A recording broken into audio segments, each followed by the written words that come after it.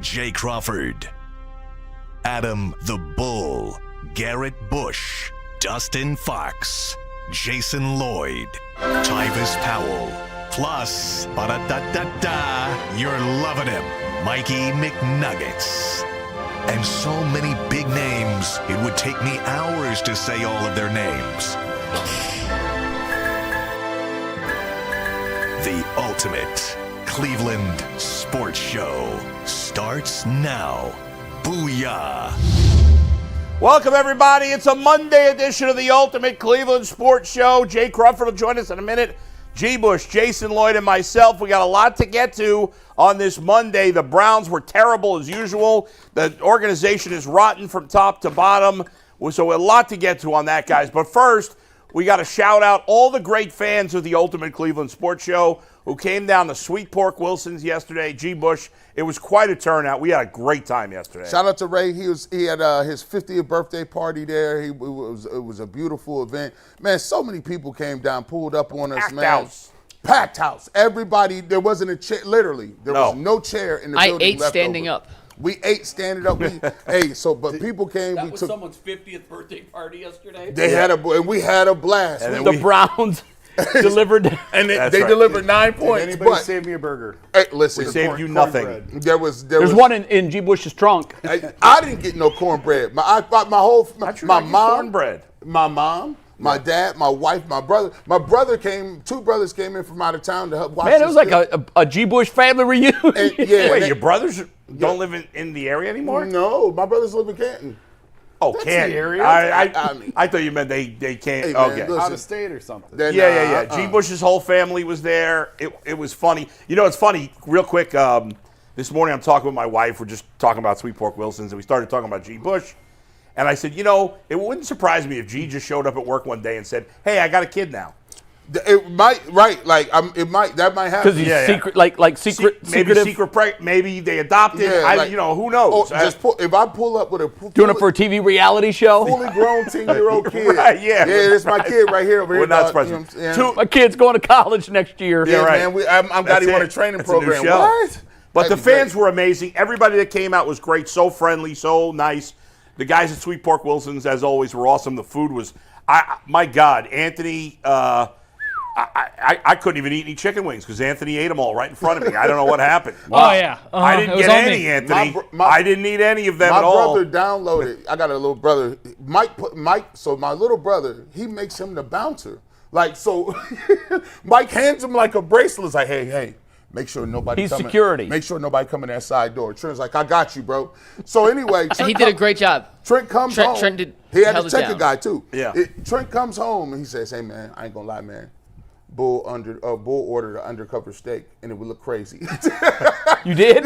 Well, they got a secret menu for They got a secret menu for Bull. He was like, he sniffed it out like Yogi the Bear. He was like, "Hey, boo, I'll take they don't that steak. where'd you get this steak from?" There is no steak. There is no steak What on kind the of menu. steak was it? Oh, I see. I mean, they make It was a Philly steak sandwich. It was a VIP steak. But he makes a few ribeyes that he keeps tucked for away. VIPs. on the DL. He got that ribeye. They walked out with this giant ribeye for me. I gave Mike a big chunk of it, Hey, or it was a small good. chunk Very of it. good. But yeah, no, seriously, just want to say thank you to everyone was who great. showed up. It was awesome. Technology worked, which means we could do some more of these. So hopefully this was not the one and only time.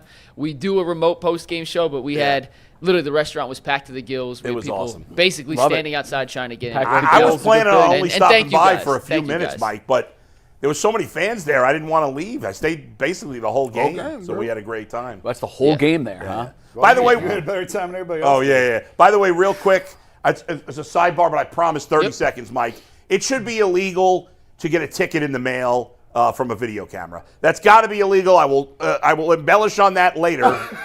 Got you. Later, maybe tomorrow, whatever. That should be illegal. I should not have to pay Was that. it the Cleveland Heights here, right, coming No, up? it was at Gates Mills.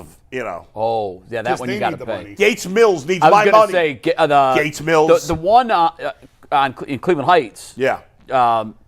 I I've been told you don't have to pay those. Oh, really? Yeah. Well, I already paid my Gates Mills one. I got popped a couple times on Baloney. 7 going to the Cavs practice facility. There. Yeah. I'm going to run for governor and stamp out these speed cameras. You know what? honestly probably win. They did just wipe Just out on the that- quotas. Do you remember the quotas? Yeah. Yeah, that's right. Those are now gone, illegal. They should Good. be. Yeah, which they be never illegal. should have been legal in the first place. There were a ton. I can't believe I didn't get stopped. There were a ton of cops yesterday. Yeah. Between here Especially and when you Pittsburgh. drive like a madman. With everyone. You know what who's they out were for the game. figuring? They were figuring Browns fans aren't going to be miserable enough making this trip, so let's That's right. give them a ticket on top. Speaking of which, you know what should also be illegal? Having to watch the Browns offense. That should be illegal too, Mike. Well, it's a great transition. We're going to dive is into our illegal. shotgun reactions before we most get into countries. specifics from yesterday and today. Our show is brought to us by FanDuel. Guys, the NFL season is here, and FanDuel has an offer you don't want to miss. Right now, new customers can bet $5 and get $300 in bonus bets if that first $5 bet wins. That's right. Pick a bet, put down $5, and if it hits, you unlock $300 in bonus bets to use all across the app. So what are you waiting for? Visit FanDuel.com/UCSS to download the FanDuel app today and get started. Shotgun reactions. We'll keep them quick because we got a bunch of things to get to. Bull, you're up first. You know, I could just talk about the team. Okay, I could complain about Kevin, deservedly so. I said I was done with him last week. He did nothing, obviously, to change my mind. Not having Quinshon Judkins on the field when they're in the red zone was criminal, even though I don't want to hear they weren't running well. You don't give up on the run just because you're not running well. But what I will say is that I mentioned yesterday, and I want to reiterate today, Jimmy Haslam is laughing at all of us, folks. Yeah, we're He's the idiots. laughing at all of us. We're the idiots. We're the idiots. We keep going back. Fans keep spending money on jerseys, on tickets. Jason has said how many times? This is all about 29. That's 4 freaking years from now.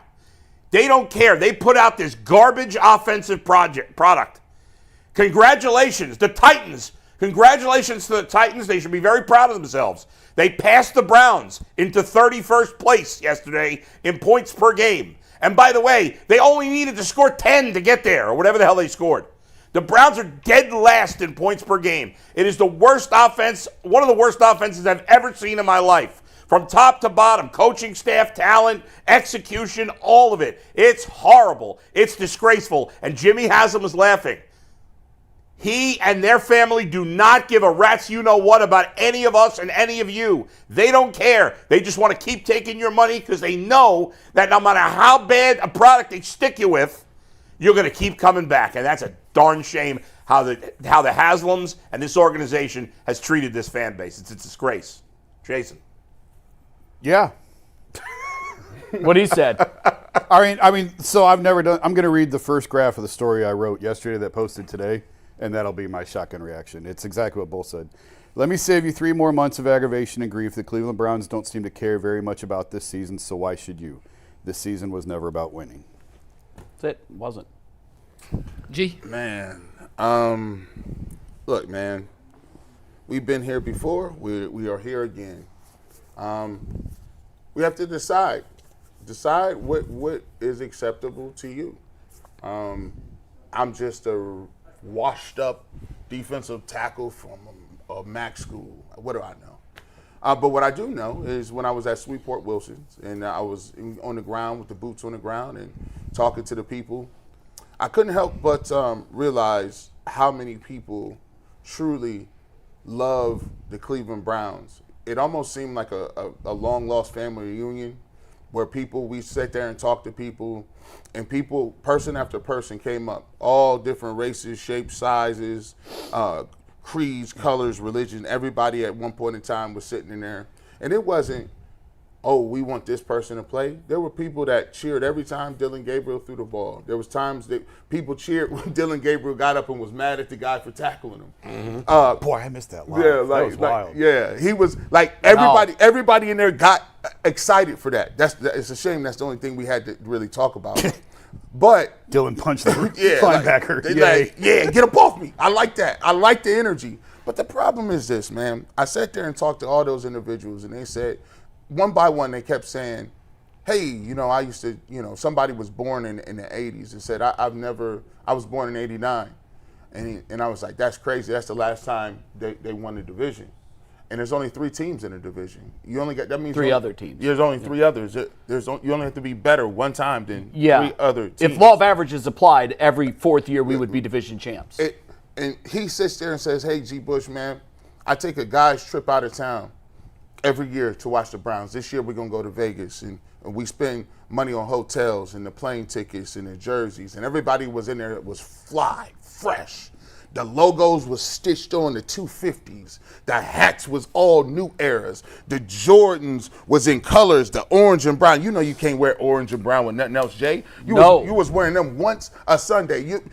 Everybody, drinks, food. And he said, we do all of this, man, and I ain't asking for no, like, championships or I'm just asking for serviceable, watchable football. We spent most of our time entertaining one another, just talking, having stories, and just having a good time. And we realized at the end, as I walked away, that this is a team that gave you 3 field goals. And at some point in time, all the vitriol starts to go away and all of the other stuff starts to go away. And what you have is just the empty core of a burnt-out star. You got a neutron star, right? You used to shine bright. You used to have the orbit. Everybody loved the Cleveland Browns. Go back and watch the old school NFL films where the dog pound and people is barking. And when they left, they cried. Grown men had to go to shifts in a steel yard, was crying, taking chairs.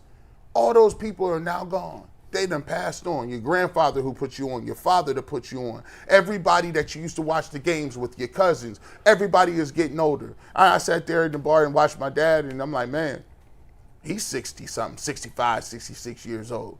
And then I thought to myself, actually he's 67. I shortchanged him. Yeah, let's not do that. Let's not do that. I don't shortchange you. But the problem is, Jay said it, sometimes you be like, man, you automatically think you guaranteed to see a winner one time with your father, right?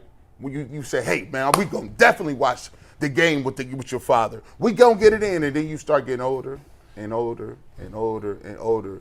And once them 3 field goals go on the board, you start to realize that maybe that ain't in the cards. And it's a shame because the people is still out there supporting them. But I'm going to tell you what, Jimmy, people in the front office is hanging by a thread for a lot of people. It's hanging by a thread, and them is your most loyal fans. I'm going to tell you, you think 2029, I'm sorry. There's people that's dropping off every single year. And maybe it's up to you what you want to do, how you want to decide it. Is it important or is it not? He's got to do 1, 2 things. He's got to sell or he's got to get out of the building. And until he does either, and I don't think he will, this is what we're stuck with. We are the fools. We are 1,000% the fools. I'm going to read a text exchange live in real time watching the game yesterday I had with my sister. She lives in Phoenix, watches religiously every Sunday, no matter what. Oh, my God, how I hate being a Browns fan. How did this happen? Happy Sunday, brother. Love and miss you. I said, love you too, sis. I don't know what you're talking about. Browns. What are these Browns you speak of? She replied, I had so much hope for this season, too. I said, not me. I've lost it. All of it. Forever. She sends the clown emoji and the laughing face. Then she says, are there steps you have to go through asking for a friend? I said, yes. 1 step. Just let it go. My life is so much better. I expect a loss every week. They always meet my expectations this way. She said, step 1, no hope. Got it. And that was it. We are the fools. We are and I hate to say it, because this group of people that are Browns fans are good people. You guys witnessed it in real time yesterday. They're hardworking. They've got great work ethic. They want a little bit of entertainment on their lives for 3 hours on Sunday afternoon. They want to turn on the TV and feel good about where they're from and who they are. We never get that. We haven't had that since 1989. If by the law of averages every 4th year you should win a division, we've been skipped over 9 times. It's just passed back and forth between Pittsburgh and Baltimore usually, and Cincinnati steals one every once in a while. Even they find their nut. But this squirrel is so blind we can't even get near it. And I know that this is a reckless thing to do because I know the reaction I'm going to get, but I'm going to say it anyhow because it needs to be said. And I know he's looked at as the boogeyman. But I can't fire Jimmy Haslam. I can't. Nobody can. This boogeyman we speak of, official title, Chief Strategy Officer. Cool name, right? Chief Strategy Officer. It was our strategy when we finally had a quarterback that took us to the promised land. We decided we would play him hurt, and then we would banish him to places other than Cleveland. This chief strategy officer thought it would be a great strategy to get Deshaun Watson and give up 3 first-round draft picks, 2 third rounds, and a 4th round. That's 6 players that should be on this roster today that are not. But Deshaun Watson is. Not only did he decide to make that move, he also decided to give him the largest guaranteed contract in NFL history. It hasn't been beaten. How often does that happen? These teams always top contracts. Every other team, 31 other teams said, that's lunacy. We're not going there. We'll leave that to the Browns. This chief strategy officer felt like going into the draft, despite the fact that the 4 people sitting on this panel knew it and everybody watching this show knew it, we had no offensive line and no wide receivers. We went through an entire draft where we finally had a first-round draft pick, and we took no offensive linemen and no wide receivers. Oh, we did take 2 quarterbacks. Now we're supposed to try to judge those quarterbacks in a situation that you can't judge quarterbacks in. You can't judge a quarterback when he has no wide receivers and no offensive linemen. And they knew that was the case before the draft. So now you're trying to figure out if either of these kids can play. That's not fair. You're putting it's too steep of a learning curve. You've got no help, nobody to help. Oh, and by the way, a team that drops every 3rd ball. Every 3rd ball yesterday hit hands and dropped it to the ground. Facts. So all of that being said, our micro strategy yesterday, and I have to believe that this comes from Paul DePodesta too, because we don't know, but we do know he's the chief strategy officer. So I have to believe now that someone making up yesterday's game plan decided that it would be smart on 77% of the plays to have our rookie quarterback, who is undersized, drop back to throw. 77% of yesterday's plays were called passes because we tried to run and it just didn't work. So what did we do? We pivoted in the first quarter. And our best player so far, one of our best rookie players so far is on the bench when it's only still a 10-point game. I can't find him. I couldn't see him. He only played 40% of the plays. 40% of the plays, Bull. It's crazy. And that was the strategy that Paul DePodesta gave us. I have to believe that. So it reminded me of when we sent Baker to play against Pittsburgh with no help on the right side, with a rookie right tackle. Our quarterback got hit 17 times yesterday, guys. Our undersized rookie quarterback was hit 17. You know what he showed me? Moxie. He showed me he's tough, but he's not going to last. And then we're going to be on to Shedeur, which is fine. We've got to see what he can do. But how fair is it to put him in there in the same slop? No wide receivers, no offensive linemen in the draft when we knew that's where we needed to get better.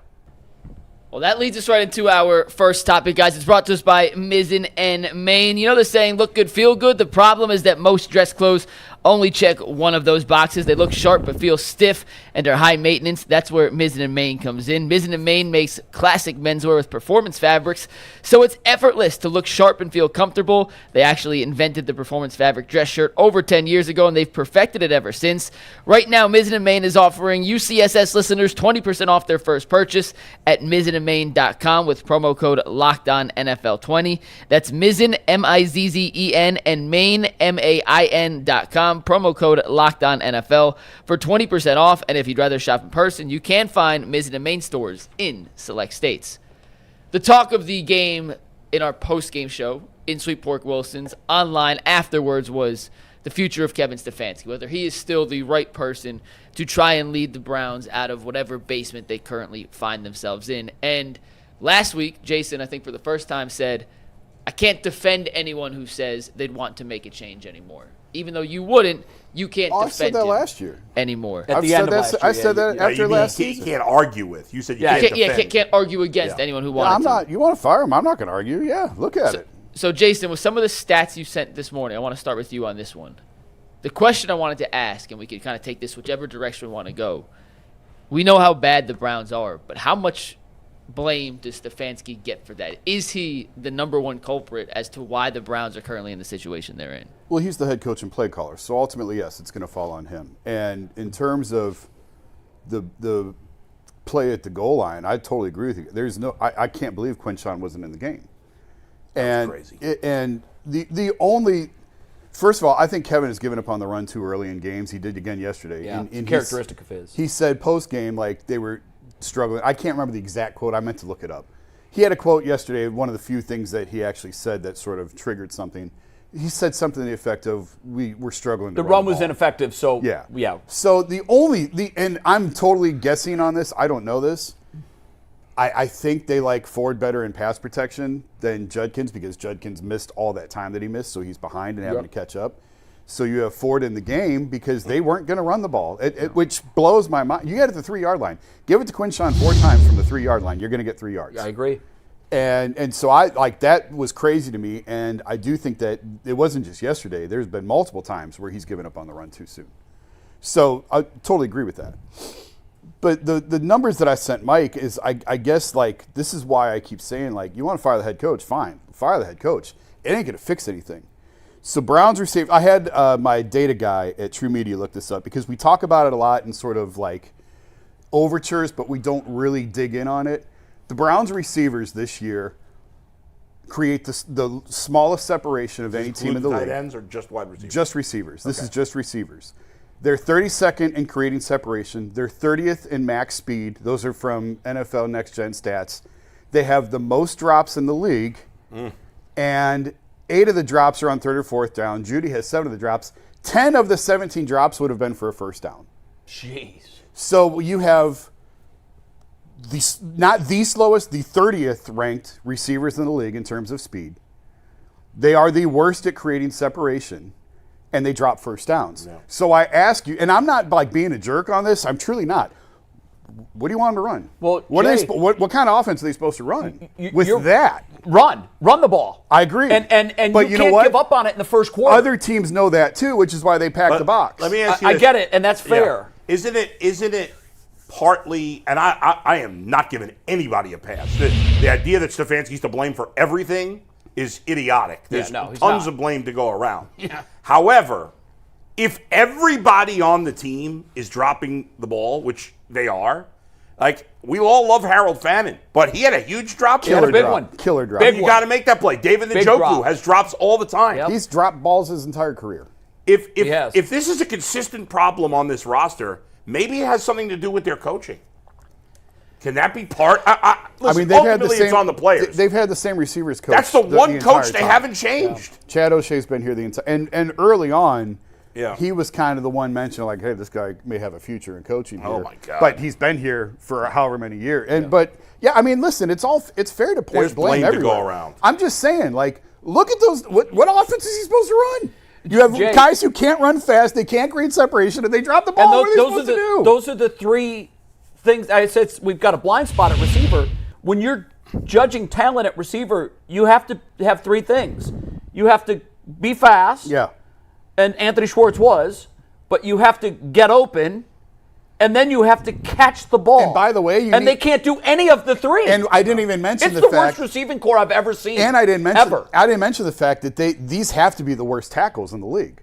They are. So now you have no time. So the quarterback has no time because. So let's pass it 77% of the time. I agree. Like, it's to think going into the game. If I would have told you guys, hey, Dillon Gabriel's going to drop back and throw it 52 times against Pittsburgh, what would your reaction have Instant been? L. We would have said, "There's no way. Yeah. There's no way that can be the plan." Here's what I would have said. But that's where I think he gets away from it too But soon. Jay, what I would have said was, that means we've got we're down 3 scores, and you have no choice. Well, that was part of the reason. Yeah, but at the end, Bull, in the 3rd quarter. No, I agree with you. I mean, I it agree. wasn't that kind of a game. I agree. I would At the say end- before the game, I would say, we must have got boat raced. Right. Because we had no choice but to throw it. But clearly, yeah. this was not that kind of a game. And here's the thing, Kevin, they've told us a million times. G brought this point up again. It's a good point last week. Kevin Stefanski and Andrew Berry, how many times have we heard? They work together. Supposedly. So I'm not giving – neither gets a pass. No. As an organization, forget Jimmy. We all know how I and I'm sure all you guys feel about Jimmy. From Paul DePodesta to Andrew Berry to Kevin Stefanski, that we've heard so many times, we're all aligned in this organization. Yeah. Yep. All the nerd assistant GMs that come out and talk with the same nerd talk as the rest of them. That's all they do. They're all on the same page. So the fact Well, it's that the the wrong talent page. stinks Yeah, it's the wrong page, is Paul. Stefanski gets some blame for that too, because Sure. they're all on the all together How on many this. times have listen? I feel like Big Circus has been vindicated. Sometimes when you say something 2 years in advance, and you know how I feel about receivers. I've been trying to tell you since 3 years. When we came on this show, I met Mikey McNuggets. He had his car packed. He came up and pulled up to a Fact. bar, and I said, "Yeah, what you want to talk about?" He was like, "These receivers is trash." This is the crux of what we're saying. How many times have they told you in press conferences, in off-season clips, we like our receiving room?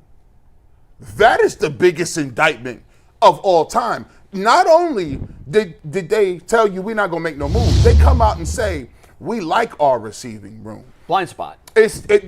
Anthony Schwartz was a gimmick guy, a reverse one-trick pony in Auburn running for a run first, wing T spread shotgun format.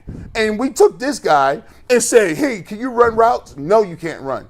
And it's not even close. The guys that we got, maybe speed isn't their thing. David Bell is out here running 4.8s. Maybe that's just, you got him. Cedric Tillman, we keep talking about Cedric Tillman's body type. I mean, sorry, man. If he was a swimsuit model, that would work. I would love to talk about his body type. But he has to actually catch the ball, not be injured, and move around. The reality is, Bull, Yeah. this is setting up. Tell me, what offense are they supposed to run? I want an answer. Here's what I What would do they do. run? You got to run the ball. Here's what That's I it. would do. You've got to run. I think our offensive line isn't that bad at run block. Not the interior.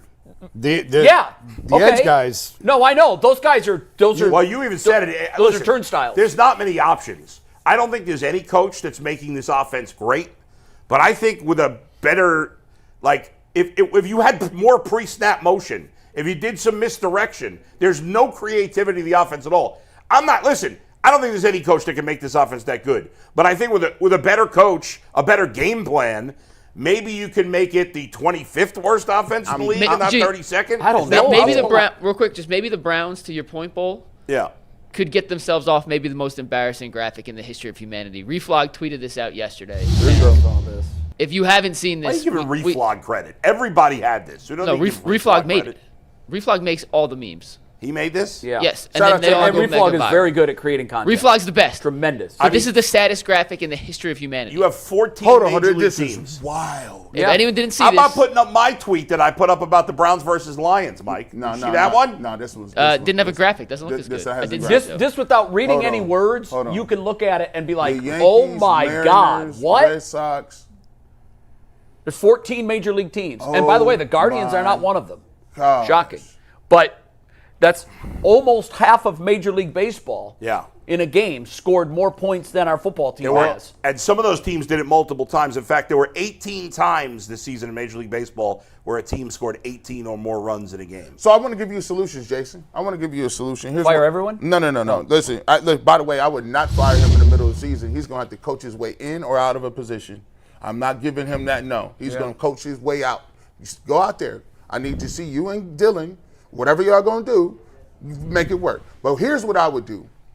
If Kevin Stefanski was keen on trying to save what he's trying to do, save his job, I would go to Tommy Reese and I would say, Tommy, I need you to pull up.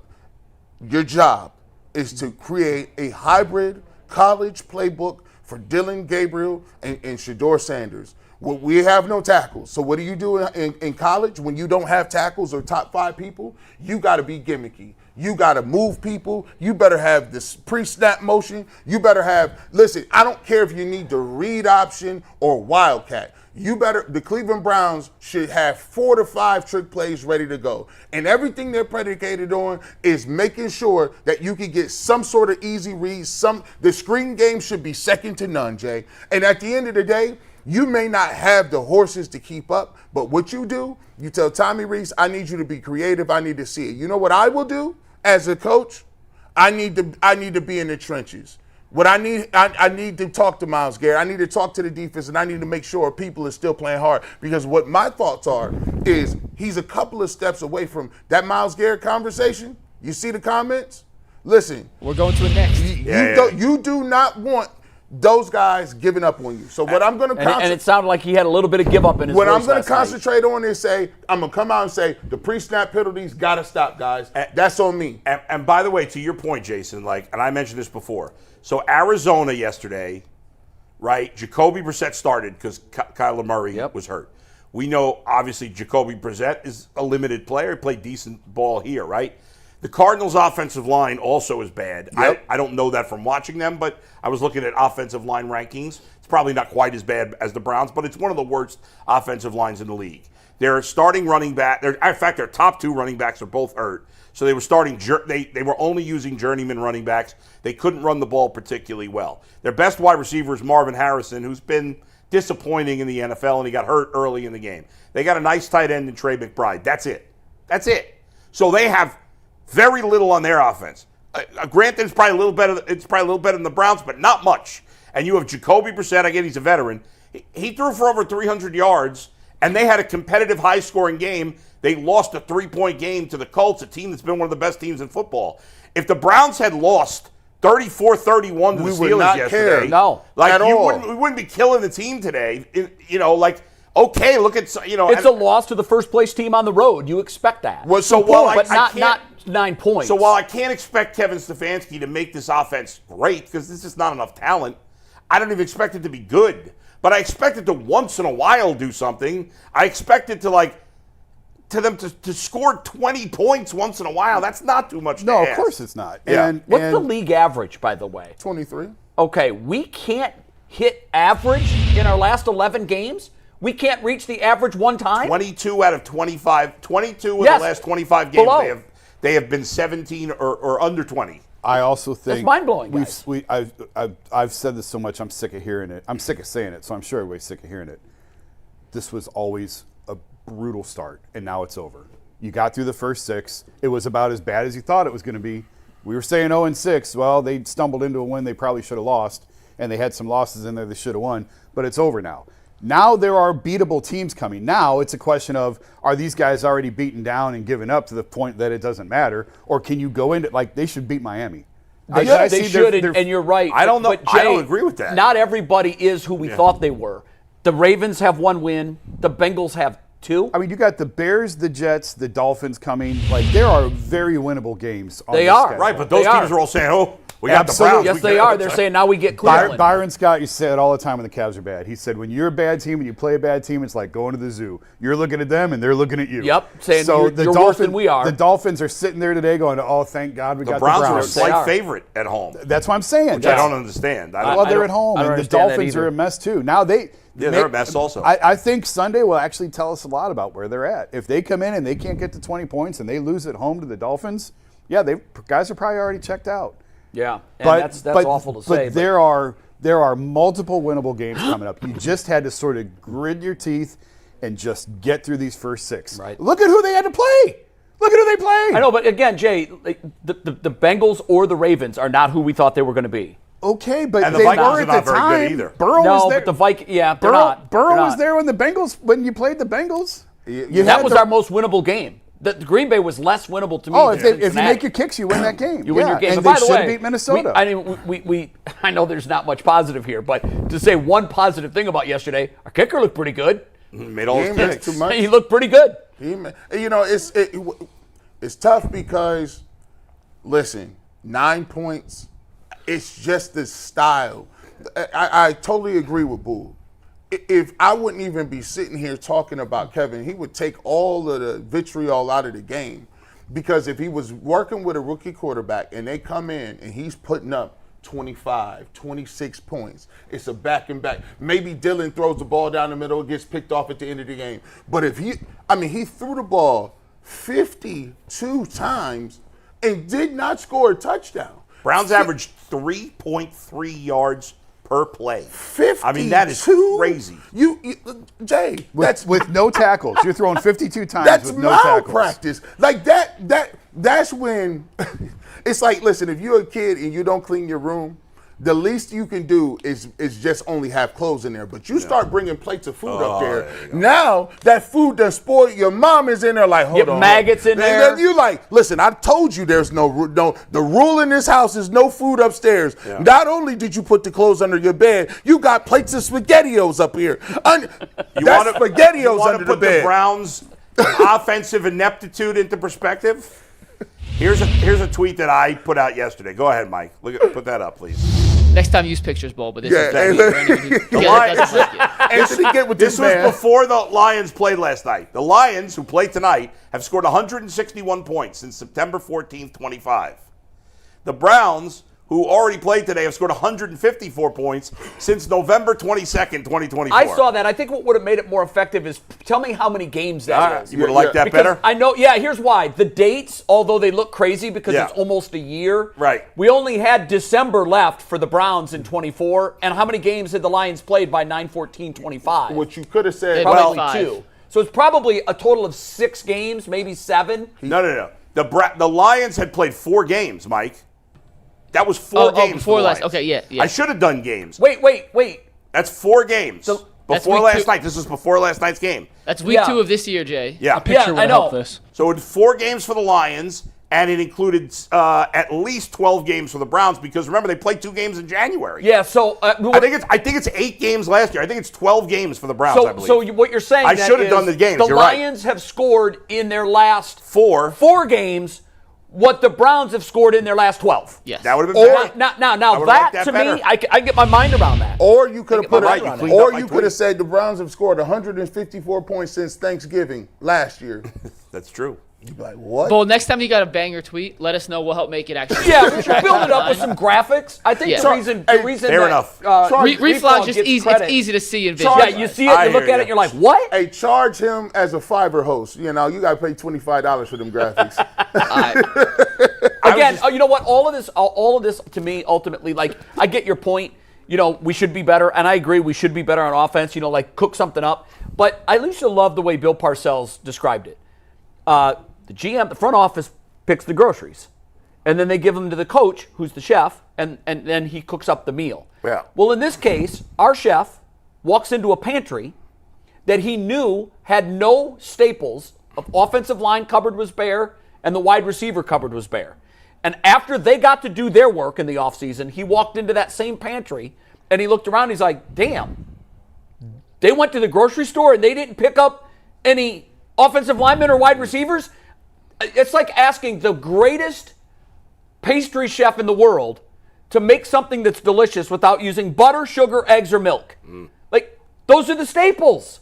And we've got no staples. So, in Bill Parcells speak, I can't make an eatable dinner out of this nonsense. Well, you are paying 8 quarterbacks right now. You should. Well, yeah. And you know what? That's strategy. I'm telling you guys, until the boogeyman is run out of town, and I can't even say run out of town because he doesn't live here. He lives in California. He's making all of this magic wizardry from behind the curtain in California. And we keep ignoring him, and we keep looking at Kevin, and we keep looking at Andrew, and they do deserve some of the blame. But if this were a trip, the man who plotted the course is Paul DePodesta, and he has taken us off the cliff. I would just fire them all, frankly. At the I end of would. the season. I might. You might be right, Yeah. and Stefanski might go somewhere else with better culture and succeed, as Baker has. But here's my fear. My fear is the culture is made toxic by the guy who's plotting the point on the horizon. Paul DePodesta's strategy sucks. It sucks. Every bit of it. We're paying 8 quarterbacks. Under his regime, we paid 8 coaches at the same time. We can't draft wide receivers and offensive linemen in a year when we know we've got none. What else? Just for the record, It sucks. their strategy sucked before he was here. Since the Haslam's got here, You the know what? strategy has sucked. No, it's not wait a just minute. him. Wait a minute. And his name had never came up in I the, don't in know the why you're pursuit. so quick to take this guy off the hook. I'm not, but You I'm just saying, are. I'm not. He's the only guy that's been here through all of it. No, he's not. Because With Haslam. Banner and Lombardi were here before him. Banner and Lombardi came How here many with head Jimmy. coaches and general managers have been fired with Paul DePodesta keeping his job? Oh, I don't know the number off the top of my head, but I'm saying he hasn't been here since the beginning. Jimmy was a terrible owner before DePodesta got here. He was, and he can do that all on his own. Which is why. But what I'm saying was he got bamboozled by a guy who was a baseball exec, and because he liked the movie Moneyball, I want that guy. Okay, you've got that guy. Here's the problem. He's had enough time. I don't disagree with that. And His strategy sucks. To Bull's point, if you're going to fire Kevin, they're not going to, by the way. But if you want to fire the entire building and go back, it's the conversation I talked about. As long as Paul is part of that, everybody, I'm good. I'm good. Well, it goes back to the conversation I talked about when Josh McDaniels interviewed. He said you have to gut the entire building, and Jimmy wouldn't do it. Until they do that, and then Jimmy stays out of the Friday meetings, and Jimmy stays out of the Monday meetings. I want him out of Jimmy's role should be sit in the Write checks. sit in the suite, and watch the game on Sunday. Yep. That's it. That's your job. You know what? Write the checks and sit in the I don't suite know that on we'll Sunday. ever get to that Until point. that happens, We're done. You're just going to, like, it's so funny. Mike, I know you want to move on. They keep crashing the car, which is the owner's driving the car. And you crash the car and you say, well, that car sucked. I need a new car. Right. And then you drive that one into a tree and you're like, well, let me try a Chevy. And then you rear end a Ford and then you're like, well, let me try a Dodge. You can keep changing over the coaches and the GMs and the quarterbacks and the players. It doesn't matter. Agreed. Until you become a better driver. Yeah. And Jimmy is a horrible Or driver. you know what? Hire a driver. Hire one and sit in the back seat and write checks and Like, be quiet. they keep crashing cars and blaming the cars. And the only way to save it without changing the driver is if you get saved by a great quarterback. That's the only thing. That's why I And- said I know that's the hope. I know that's the hope. What are the odds that they're going to get it right? The Titans last year had the number one. Where are they? Okay. I mean, I know it's early. Year, it's early, but where are they? We've had the number one and didn't get it right. No. So, or I would argue we got it right. We didn't know we got it right, and we moved on. I trust no one in this organization right now. No one. And you know what? The fans shouldn't either. No. They have zero trust equity with me, and that goes from I think DePodesta is the number 2 in the organization. I do. I think it's Jimmy and D collectively. I was thinking yesterday, a friend of mine who's a reporter said, hey, does Jimmy ever answer football questions? And I said, yeah, once a year he comes out at training camp. Twice, but yes. Yeah, twice. At the owners' meeting, I think. Owners' meeting in March and then training camp in August. And the reporter said, well, the mistake is no one should ever ask him a football question. Ever. Because you're giving him air. You're giving him legitimacy.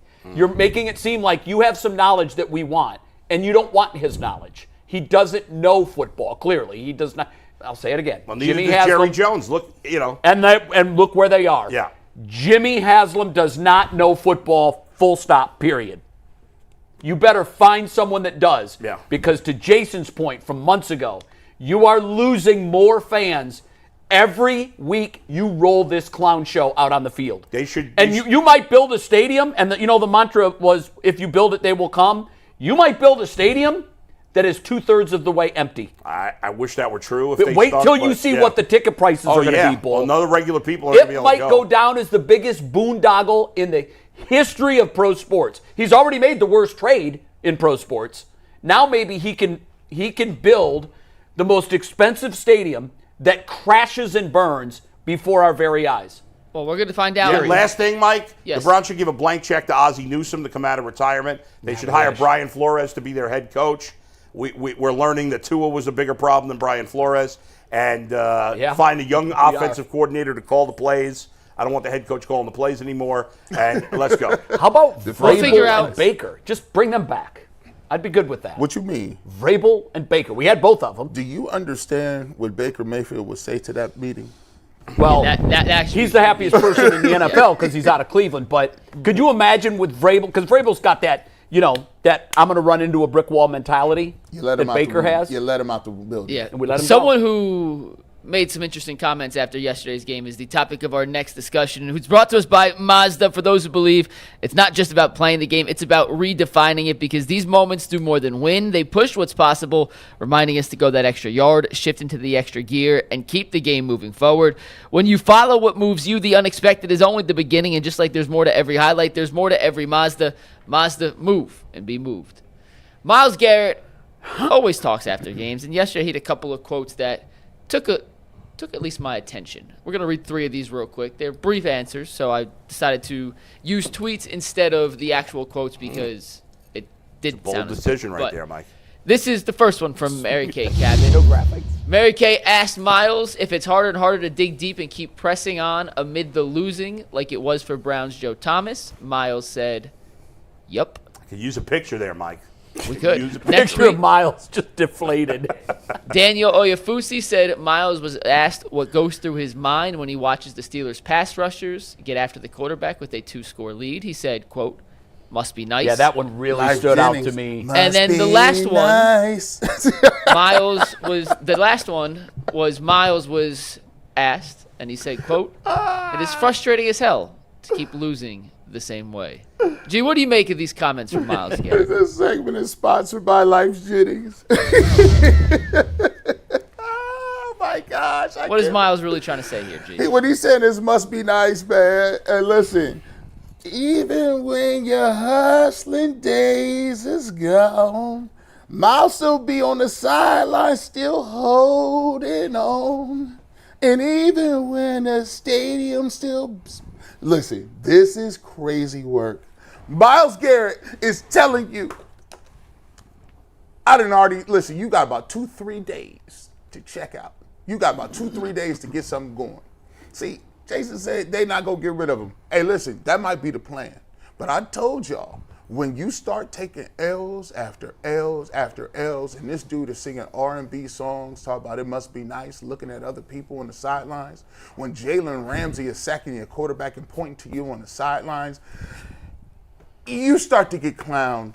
And let me tell you about the thing about Myles Garrett and Denzel Ward. See, even if they really wanted to trade him, Jay, now if I'm not a capologist, His dead cat number is 97 million. He's yeah, not No, not so doable. So when you get a dude like that, everybody looks up to him. Really, like people like, oh, that's the leader, that's the guy. If he ain't playing, then that means Denzel Ward ain't playing. If Denzel Ward ain't playing, that means nobody is playing. When your anchor lets go of the tug of war It's rope, done. the game is over. It's over. And your cap hit is $90 million. So here's the thing. Now you got a bunch of people on your roster that got a bunch of money that you owe, you can't move. I don't know how Deshaun Watson feels about him, but they can't move him. They can't move Myles Garrett. They can't move Denzel Ward. So if they keep losing and keep losing and keep losing, there is no downside to them being disgruntled and going right up to the ivory tower and say, hey, listen, I speak for a lot of guys in the locker room right now, and this ain't a good look. It's not working. This is not working for us. And then guess what? The ivory tower has to respond some way, shape, or form, and it can't even be punitive because you can't cut them, you can't trade them. And when the locker room goes, there is no way, shape, or form any coach can hold on to the job. So here's the thing. I'm telling you, maybe calling plays ain't Stefanski's thing.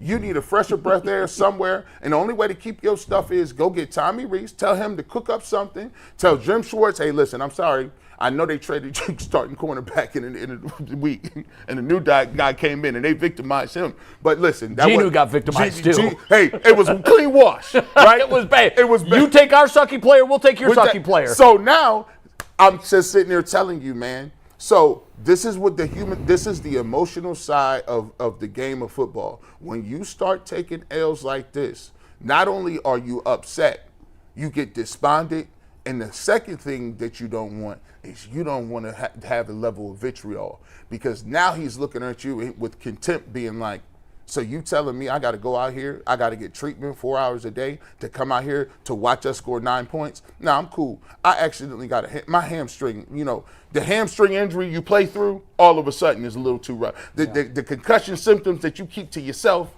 you got your bell rung a little bit, now you're in the protocol. The little toe injury you had, I don't know if I can really make it through the practice week with that. That's the worst thing that can happen. And I'm going to tell you something right now. Y'all better circle these wagons. These comments is very alarming. I'm going to let you know that right now.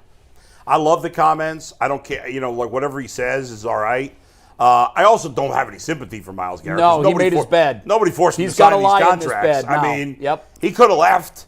In fact, for all the talk that the Browns couldn't trade him last year, If Myles Garrett truly was like, I'm getting out of here no matter what, he could have held out. Yeah. He could have not, he could have done that. He's made enough money. Wherever he ended up, that team would have paid him the same, if not more, than the Browns did. He wouldn't have gotten his no trade clause somewhere else, but he would have got a ton of money. Remember how many? So I don't know if he's, but I still love that he's saying these things because I want to hear the truth. Yeah, he's telling the truth. He was telling the truth in January too when he did He wanted out, and then the Browns gave him gas. That's how dumb the Browns are. Your best player tells you he wants out, and you not only give him a massive extension, you also give him a no trade clause. Do you remember how many people got up in their feelings when I wrote that they should have traded him when they signed him? Yeah. Remember, you talk about the culture issue in this team. The two most expensive players on this roster, the two leaders on this team on the offense and defense, both went to the Browns and said, I don't want to be here. And what did Jimmy do? He kept adding zeros until they said, all right, this is what you get. That sums up Jimmy. If you traded, the clown. What would the hit look like if you traded Myles Garrett last year? You would have had to have done it after in the new business year. I don't remember the numbers off the top of my head. It would have been really hard to trade him prior to the draft. They could have traded him sort of when the Cowboys moved Micah. When you get into the new year, it would have been less of a cap hit. I don't remember exactly what it would have been. It would have been hard, but smart teams figure it out. Yeah. But here's the thing. You know why they needed Myles Garrett? They needed him to prop this up. If you don't have Myles Garrett, you are looking at one in something. Or but what's the difference, Gene? They won 3 with him. Win one, win three. Nah. See, this is what we're talking about. We say this all the time. What's the difference between 1 and 3? Okay, well, let's talk about this. If the Browns win one game this year, who's around? Nobody. What do you mean, who's around? All of it. If the Browns win one game this year, they're all getting fired. Well, if they win 3, they're probably all getting fired. So maybe. The I don't really know the answer. So to the that. hope I don't is, know the that's answer a to pivot that. for you.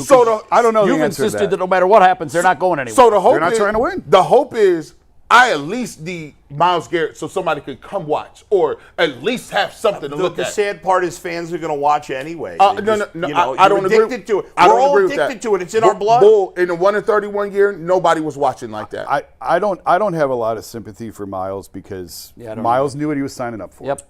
Listen, took the money. He got his money. He told the truth in January. Yep. He had told no lies. Yep. And they added enough zeros to where he said, all right, well, that'll be pain and suffering. So for you to come out now and say it, it's like, well, yeah, dude, you knew it at the time. I agree. And you took the money. So now you're stuck. Because now you're not going. Now you are Joe Thomas. The timing of it was odd to me because it didn't come after a particular amazing Myles Garrett effort.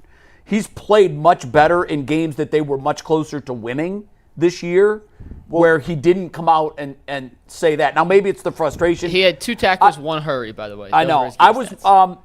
I tell you guys, I've brought the story up before. It reminds me of where the Buccaneers were in 2000, where they had a really good defense. They had Warren Sapp anchoring the line.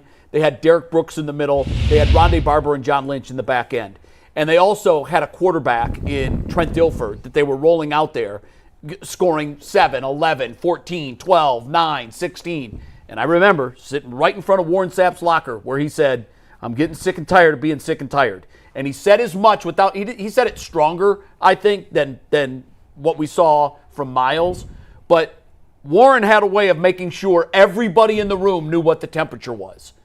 And it was almost ironic because Warren, the whole defense loved Tony Dungy. But the owner heard his translation of all their comments was Tony had to go. And it was hard on those guys. They were very close to Tony. They looked at Tony as a father figure. And they fired Tony and brought in John. And in an instant, I watched a team with great talent on one side of the ball and mediocre talent on the other side of the ball. The entire culture of the organization changed. Tony Dungy is Kevin Stefanski. And what I mean by that is demeanor, personality, his thermostat that sets the temperature in the room for everyone. Tony was Kevin.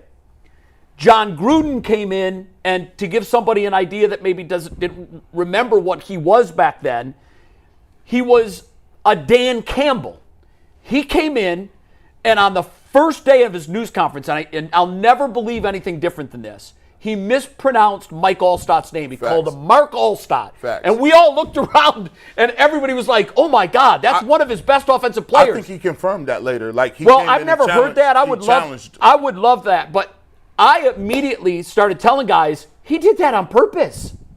He basically said, I don't know who you guys are because you haven't made your name and your play measurable. And instantly, they opened training camp a few months later at Disney, and the media, we just were looking around every day going, oh my God, the on-field players have all remained the same. And you brought in one, granted he's the leader, but you brought in one guy that had a purpose, a focus, and a point on the horizon. And everything changed overnight. Everything. And I'm not saying that can happen here because I don't know that Myles is pointing his angst at anybody. I don't think he's going to – I want to get Kevin fired, so I'm going to come out and say this. Just like Warren Sapp didn't want to get Tony Dungy fired. At the end of the day, what happened in Tampa was you changed out the philosophy and the temperature and the mood, and from that point on, the results completely changed. They took a team with Super Bowl talent, and they won a Super Bowl.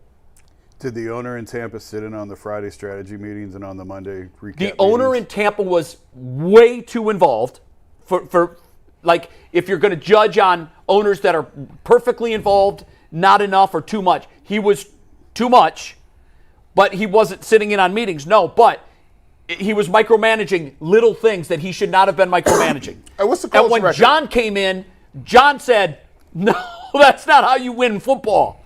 You win at football by letting the football people make decisions. What's the You Colts don't record? win in football by letting rich people who built shopping malls make decisions. You said the Colts is what? What is that? Colts are 5-1. Hey, shout out to the owner of the Colts out there taking notes. Shout out to her with the headset on. At the end of the day, I'm gonna just say this like this. I don't care. You can put all the executives right here. Line them up. G. Bush gonna talk his talk. At some point in time, once your results is what they is, they stop looking. If you want to come watch to see what we do, you want to know how the sausage is made, come on right on in, because we can still keep it cooking. My thing is this. We all know how this game works, man. Y'all done been in the industry way longer than me. See, you guys have all, at one point in time when y'all in the industry, you sign what is called a long-term deal. When you get that long-term deal, and that is guaranteed, you know what it is. Guess what? If they want to bring consultants in, I ain't coming to that meeting. I'll kick rocks. Listen, you know what it is.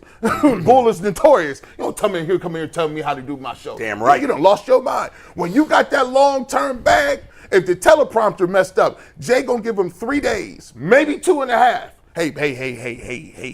Hey, man, I know you're new around here, but you gotta get them words up there right, bro. We the clocky ain't working right now. You see how that worked? So here's the thing. The worst thing you can have is a tenured professor with all this bonus and pensioned up and ready to go, and you trying to take L's. They not gonna take it. They're gonna be like, they do the math. It's a simple calculation. 1 carry to 2. I'm gonna be here longer than you. And at the end of the day, right or wrong, if enough of them tenured people start to give out these little tea leaves that it's over, it's cool, I'll catch y'all in 26. Nah, because the problem is you got a bunch of impressionable younger guys, the Fannons, the Junkins, the Grahams, the Swessingers, the guys that you had in this draft class that we all say we like and fill 2 quarterbacks that's young. You can't have them whispering, talking about what this coach is and what this coach ain't, and they are drafted by these people. They start to convince them like, we ain't got the right people in charge. And then you start bad habits with younger players, and it never. Mikey McNuggets gave me a story. We were sitting at Sweetport Wilson. He said, I like Ben Simmons, I like Joel Embiid, I like Okafor, I like all of those guys. But tanking and losing never helped nobody. And those dudes made more money than I ever made in Philadelphia. But the process of taking L after L after L after L, getting them picks, is no one has ever tanked their way to a championship. And that's facts. And Jason, I know that I'm not killing the messenger. You're the messenger. Yep. The message came from the Browns. You have been saying since last year, and you reiterate it every week and I believe you. You're right. They're not trying to win. They're not trying to win. Well, to be clear, nobody with the Browns has come out and told me, "Hey, we're not trying to win." But you know what time it is over there. I just know how they think. You're reading what you're reading. Yes. I trust you as much as any reporter that covers the Browns. You're around it. You see it. You know. You've been telling us. I keep saying that's a loser's mentality. That's not what's going on. You're like, I'm telling you, they're not trying to win. Well, guess what? I believe you. But here's the problem in that. It's a loser's mentality. And if you can sniff it out, so can Myles Garrett. Absolutely. So can Denzel Ward. Absolutely. And what you get is a bunch of guys on the anchor end of that tug-of-war rope going, hell with it. Well, that's the We're thing. not pulling anybody across that line. I've sort of mentioned this before, and I'm not defending it. I'm just pointing it out. Like, You're the messenger. But what's funny is Steelers don't have a quarterback. They haven't had a quarterback since Ben retired. They don't care. They're going to plug somebody in. They're going to win 9, 10 games. They're going to make the playoffs. Now, they're not going to win the Super Bowl. No. But they're just going to keep doing this. They get serviceable. Yeah. You know what they do? They give their fans 12 enjoyable Sundays Now their every fans year. are not happy. That's No, what's so because funny they're about not it. As unhappy as the Browns. That's Well, what's you so know funny what? about- That's now human fans nature, want though. Tomlin fired. Yeah, that's human nature. You Yeah. give me 80, I want 100. But you give me know 100, what? I want 120. We got 20. I would guess within the next 3 years, they'll have a franchise quarterback. I don't know where they're going to find. They'll get find- it. They'll find figure- them. The Steelers? Yep, Oh. they'll figure it out. Because this is their culture. This is the Browns culture. They never tanked the Steelers ever. The Browns culture and mindset is, well, we're not going to win this year. We can't worry about winning. We have to find a franchise quarterback. Nothing else can matter until we find a franchise quarterback. That's the only way we can win. That's how they operate. That's how they think. The Steelers we're just going to keep going. We're going to keep winning. We'll plug in a veteran We'll here. win 9, 10 games in the short. We'll plug in Russ, then we'll plug in Aaron Rodgers. Yep. And we'll just keep winning until we figure out the quarterback piece. Now, what the Steelers have the luxury of doing, and what the Colts have the luxury of doing that the Browns do not have the luxury of doing, the Colts could pay Daniel Jones $14 million, and he came in and he was a hit. The Steelers could pay Aaron Rodgers $14 million. The Browns can't even pay a quarterback $14 million because they're still paying Deshaun Watson $180 million against the cap. So they have to get Kenny Pickett on a $2 million deal. They have to get Joe Flacco on a $2 million deal. They have to draft mid-round rookies. Like they're trying to scrape by. All roads go back to Deshaun Watson's trade. Yes. That's what I keep saying. I said it before they made it. It wrecked 5 years. It wrecked the entire franchise. It wrecked the cap sheet. It wrecked the roster. It wrecked the draft picks that they lost. Culture. It wrecked everything. So we can sit here every week and we can scream about the same things. We can scream about the play calling and about this and about that. And you're right. It's true. It's all right. But the bigger picture doesn't change. That trade wrecked the entire franchise and it set them back multiple years. And now they just have to dig out of it. Yeah. By the way, 10-year day. For whatever it's worth, did anybody watch Flacco yesterday? Yeah. I did. Not all of it, but here and there. First 3 drives, they couldn't move the ball at all. But then after that, he actually played well. It was like he got a rhythm in. Second half. And they were moving the ball. How about that field goal that at right before Oh, my halftime? It would have God. been an NFL record. Would have been an NFL record. And it was outdoors. I know. For those who didn't see it, Evan McPherson. It was wind at his first back, of all, though. That's a rule in the NFL that's I got to hate change. it too, Bull. You can't call the timeout like as they're about to snap the I ball know. on field goal. I hate it too. that. But the Bengals, Evan McPherson made a 67-yard field goal. Wow. But they had called the timeout as the snap was happening. It actually hit the crossbar and went It went over. over. Yeah. And then the next one, of course, he was short. Right. But they tried it again. But, man, that would have been crazy. Would have been crazy. You guys just But mentioned Flacco Deshaun played Watson. all right after those first 3 drives. You know what? Here's what's funny. He was 29 of 45. I think that's exactly what he was in his first game and if this you year take out those for first 3 Cleveland. drives, I bet you the numbers were even better. Oh, he was much better in the second I'll half. be curious to see how he plays the second game after being with the team a little Sure. bit. Yeah. Well, you would expect it would get better. Yeah. Weapons help. Jamar Chase made a couple crazy catches that He was- certainly he's made great. those lines. He's And so you guys good. mentioned quarterbacks. We're going to talk about the Browns quarterback after a reminder that Supply House is a proud sponsor of UCSS. When the opening whistle blows on a new repair, get your crew moving forward with Supply House. Order today and see parts on your doorstep tomorrow. Over 280,000 plumbing, HVAC, and electrical items from the most trusted brands in the business. Their real-time inventory and honest lead times keep you from punting on projects, while their industry-leading customer service always has your blind side covered. Join the free Trademaster program today and score serious perks like priority shipping, lower prices, and dedicated support lines. Visit supplyhouse.com to sign up for free or use promo code SHNFL5 for 5% off your first order. That's supplyhouse.com. Real people, real services. We mentioned earlier that it is tough to get a true evaluation on a quarterback when the offensive line is in shambles, when he has no receivers, when the running game doesn't exist. But we're not giving a pass to anybody. If you play the quarterback position, we are going to evaluate the following Monday. Bull, we'll start with you on this one. Yeah. You and I were sitting together for majority of the game yesterday at Sweet Pork Wilson's. Yeah. We were going back and forth on what we thought about Dillon Gabriel. But what would you make of Dillon's second start for the Browns? You know, my way too early snap judgment. It's unfair to give long-term opinions on any player after 2 games. Completely unfair. But I'm going to do it anyway. All right? Knowing that it could very well change. Through 2 games, my thoughts on Dillon Gabriel, just watching him, again, I acknowledge, completely unfair, is he's not terrible. He's not a quarterback that's going to put you on his shoulders and win you the football games. He strikes me as the type of guy that'll probably hang out in the league a long time, that'll be one of the top backups in the league. Like, you could throw him in there for a couple of weeks. He'll keep you afloat. He'll be one of those guys that rotates between the 5 or 6 teams in the league that just can never get a quarterback.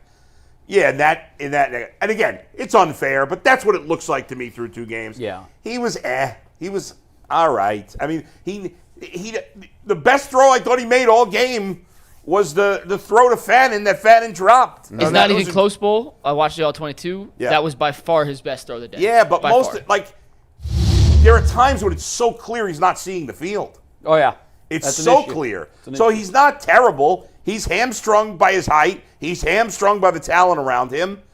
And he hasn't, listen, I hate to bring it up because we bring it up all the time, but Baker was more hamstrung by his height early in his career. He used to get a lot of balls knocked down. Yeah, he has figured that part out. He's learned to overcome that. And that's something that a young quarterback is going to get better at. But through 2 games, again, I acknowledge it's unfair. I don't see anything that makes me think this guy's going to be the quarterback of the future. That's how I see it. No, I never thought. Yeah. I've never thought he was. I thought he was much better against Minnesota than he was against Pittsburgh. He was not good. Yeah, I thought he was worse. Yeah, I agree. Yep, he definitely took a step back. He easily could have had 4 interceptions yesterday. Oh, gosh, yes. They dropped a lot. Everybody dropped his passes yesterday. The Steelers can't catch interceptions. They have 0 on the season. Yeah. And the Browns can't catch passes. No. That's why they're defenders, because they can't catch. Our guys play offense. They're supposed to be able to catch. Now, he was under duress a lot yesterday. Again, the tackle plays a swinging gate. But he was not good enough. Not even close. And I think you saw yesterday why they didn't want to start a rookie 3rd-round pick at Pittsburgh. This is why. Yep. And certainly nobody thought he was going to have to drop back and throw it 52 times. Yeah. But getting hit 17 times, and Tomlin even said he thought they did a really nice job. And Tomlin has talked before about how well Gabriel processes at the line of scrimmage, pre-snap and all that. And Mike said after the game he thought the Steelers did a nice job of disguising some coverages and trying to trick him up a little bit and fooling them. This is why they were trying to hold off on making a quarterback change until after they got through these 6 games. Yesterday went worst case scenario that was their biggest fear. He was under duress. He was overwhelmed. He did not play well at all. I was much more encouraged coming off the Minnesota game than I was yesterday. He'll come home. He'll get a first start this week against the Dolphins. Obviously, the Dolphins are nothing like playing the Steelers in Pittsburgh. Hopefully next week goes better for him, but he was not even close to good enough yesterday. Easily could have had 3 or 4 interceptions, and I think we would be talking much differently about him right now than we are. He was credited, real quick, with PFF. We understand their grades may be dead, but they do a good job tracking certain stats.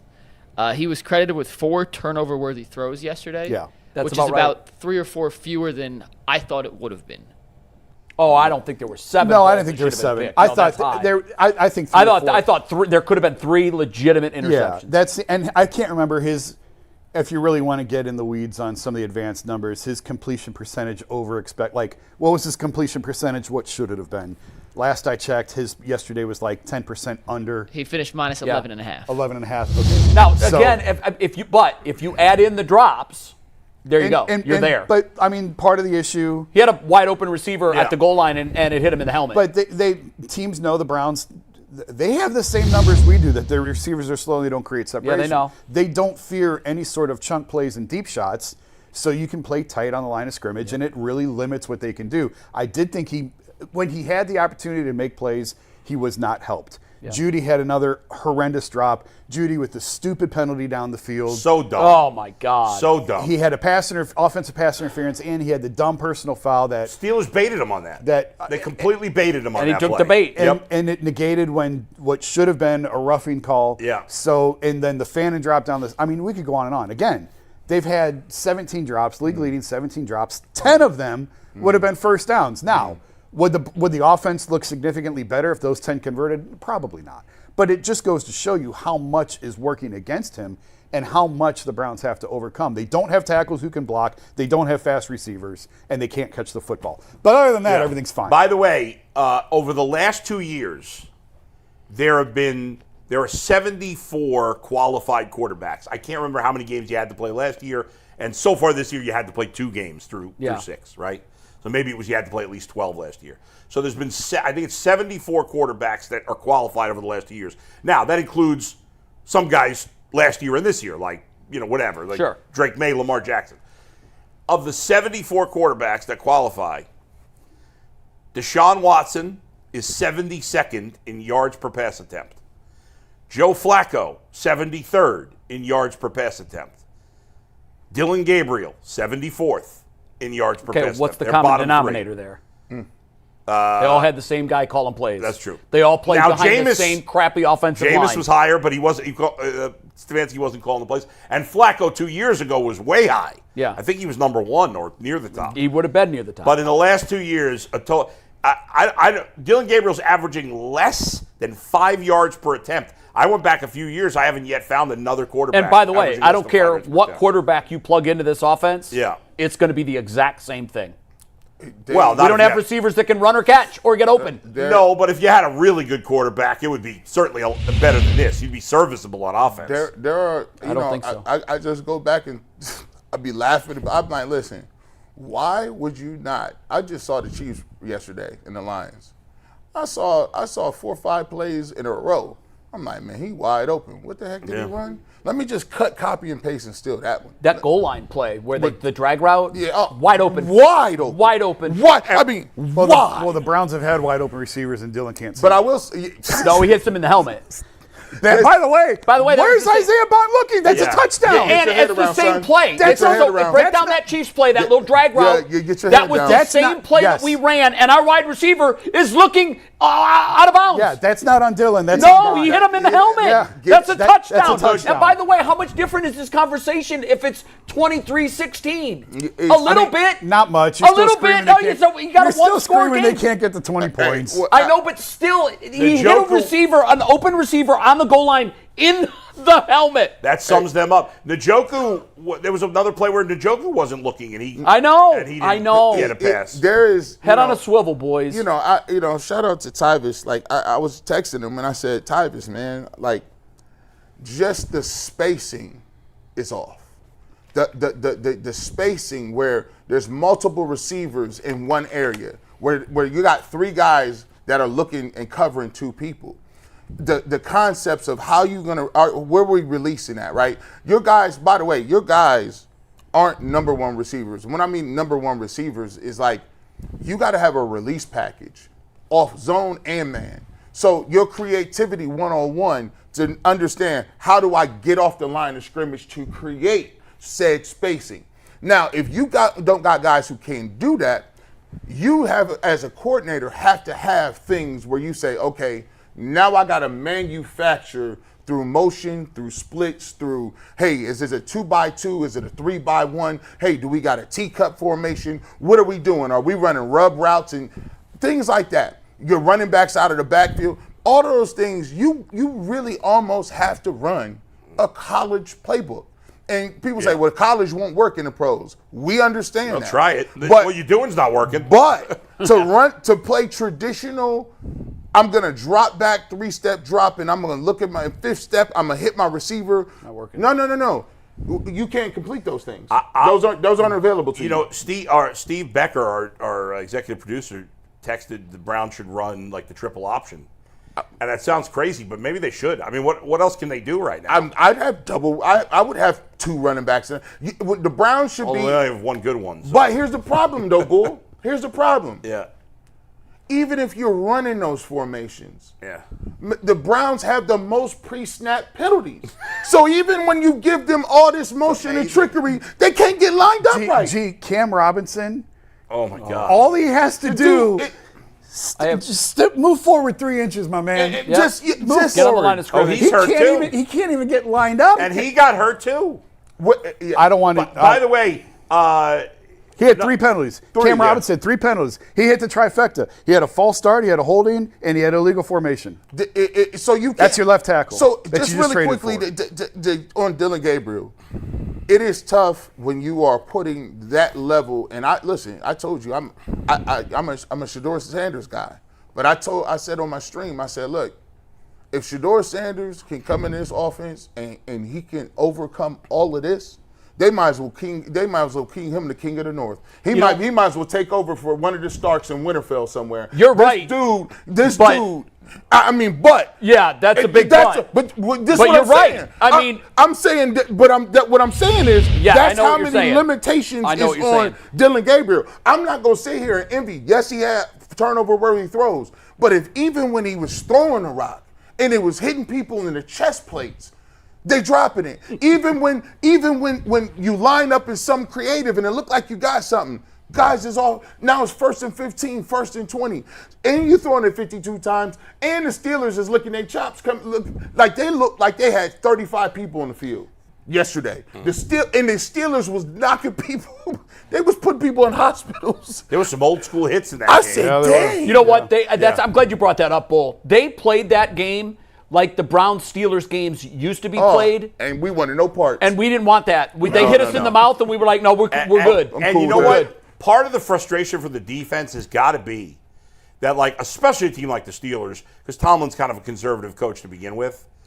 If you're the Steelers yesterday, at some point, even when you were up 6-0, you're like, it's over. why should we do anything risky on offense? No, you're right. You're right. Why would you? Why take a chance? You don't have to.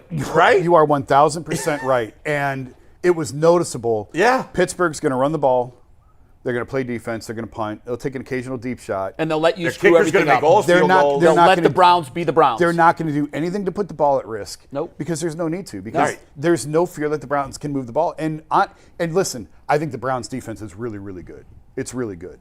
It's going to look even better because opponents aren't trying to do That's anything. right. Sure. They're That's just right. That's a good point. The only time That's a fire point right there. Right, Jordan Love. The only reason the Browns have one win is because Jordan Love tried to make a throw when it was a risky play. If when they don't shouldn't put have done that it. ball up, they win that game. They win the 0-6. game. Yeah, they don't need so to do anything teams know crazy. all you have to do just run the ball, punt, play defense, and wait for the Browns to be the Browns. Yeah, they'll screw it up. and we'll win the game. Yeah, I can't.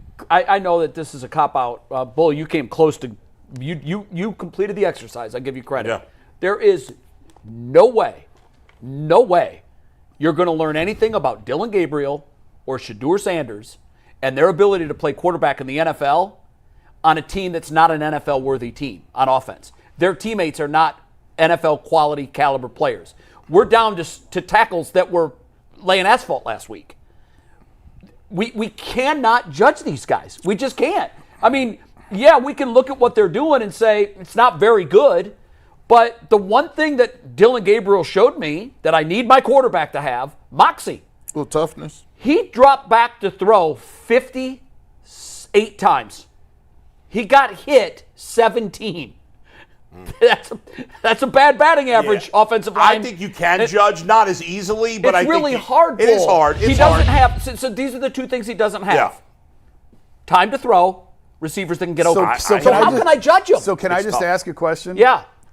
If the Browns were trying to win this year, do you go trade from 2 to 5 and take a defensive tackle at 5, knowing the deficiencies of this offense? Do you do that if you're trying to win this year? No. That's the point I'm making. Yeah. They know how glaring of a need it is. I wrote it's dereliction of duty to come into the season with the tackles that they had, knowing Yes, Conklin's and the injury history, receivers. knowing DeJuan Jones was a major risk. How many times do we say what a risk DeJuan is Yes. at left tackle? It's a huge season for him. Now he's hurt again. He's never made it through a season healthy, and he was a disaster when he was there. They could have stayed at 2 and taken a left tackle. They could have moved down to 5 and taken a left tackle. Sure. But they traded down to 5, and they reinforced the defense. They traded down, and they spent their top 2 picks on defense. Yeah. Knowing how abysmal the offense was And last Jay- year, they did nothing to address it.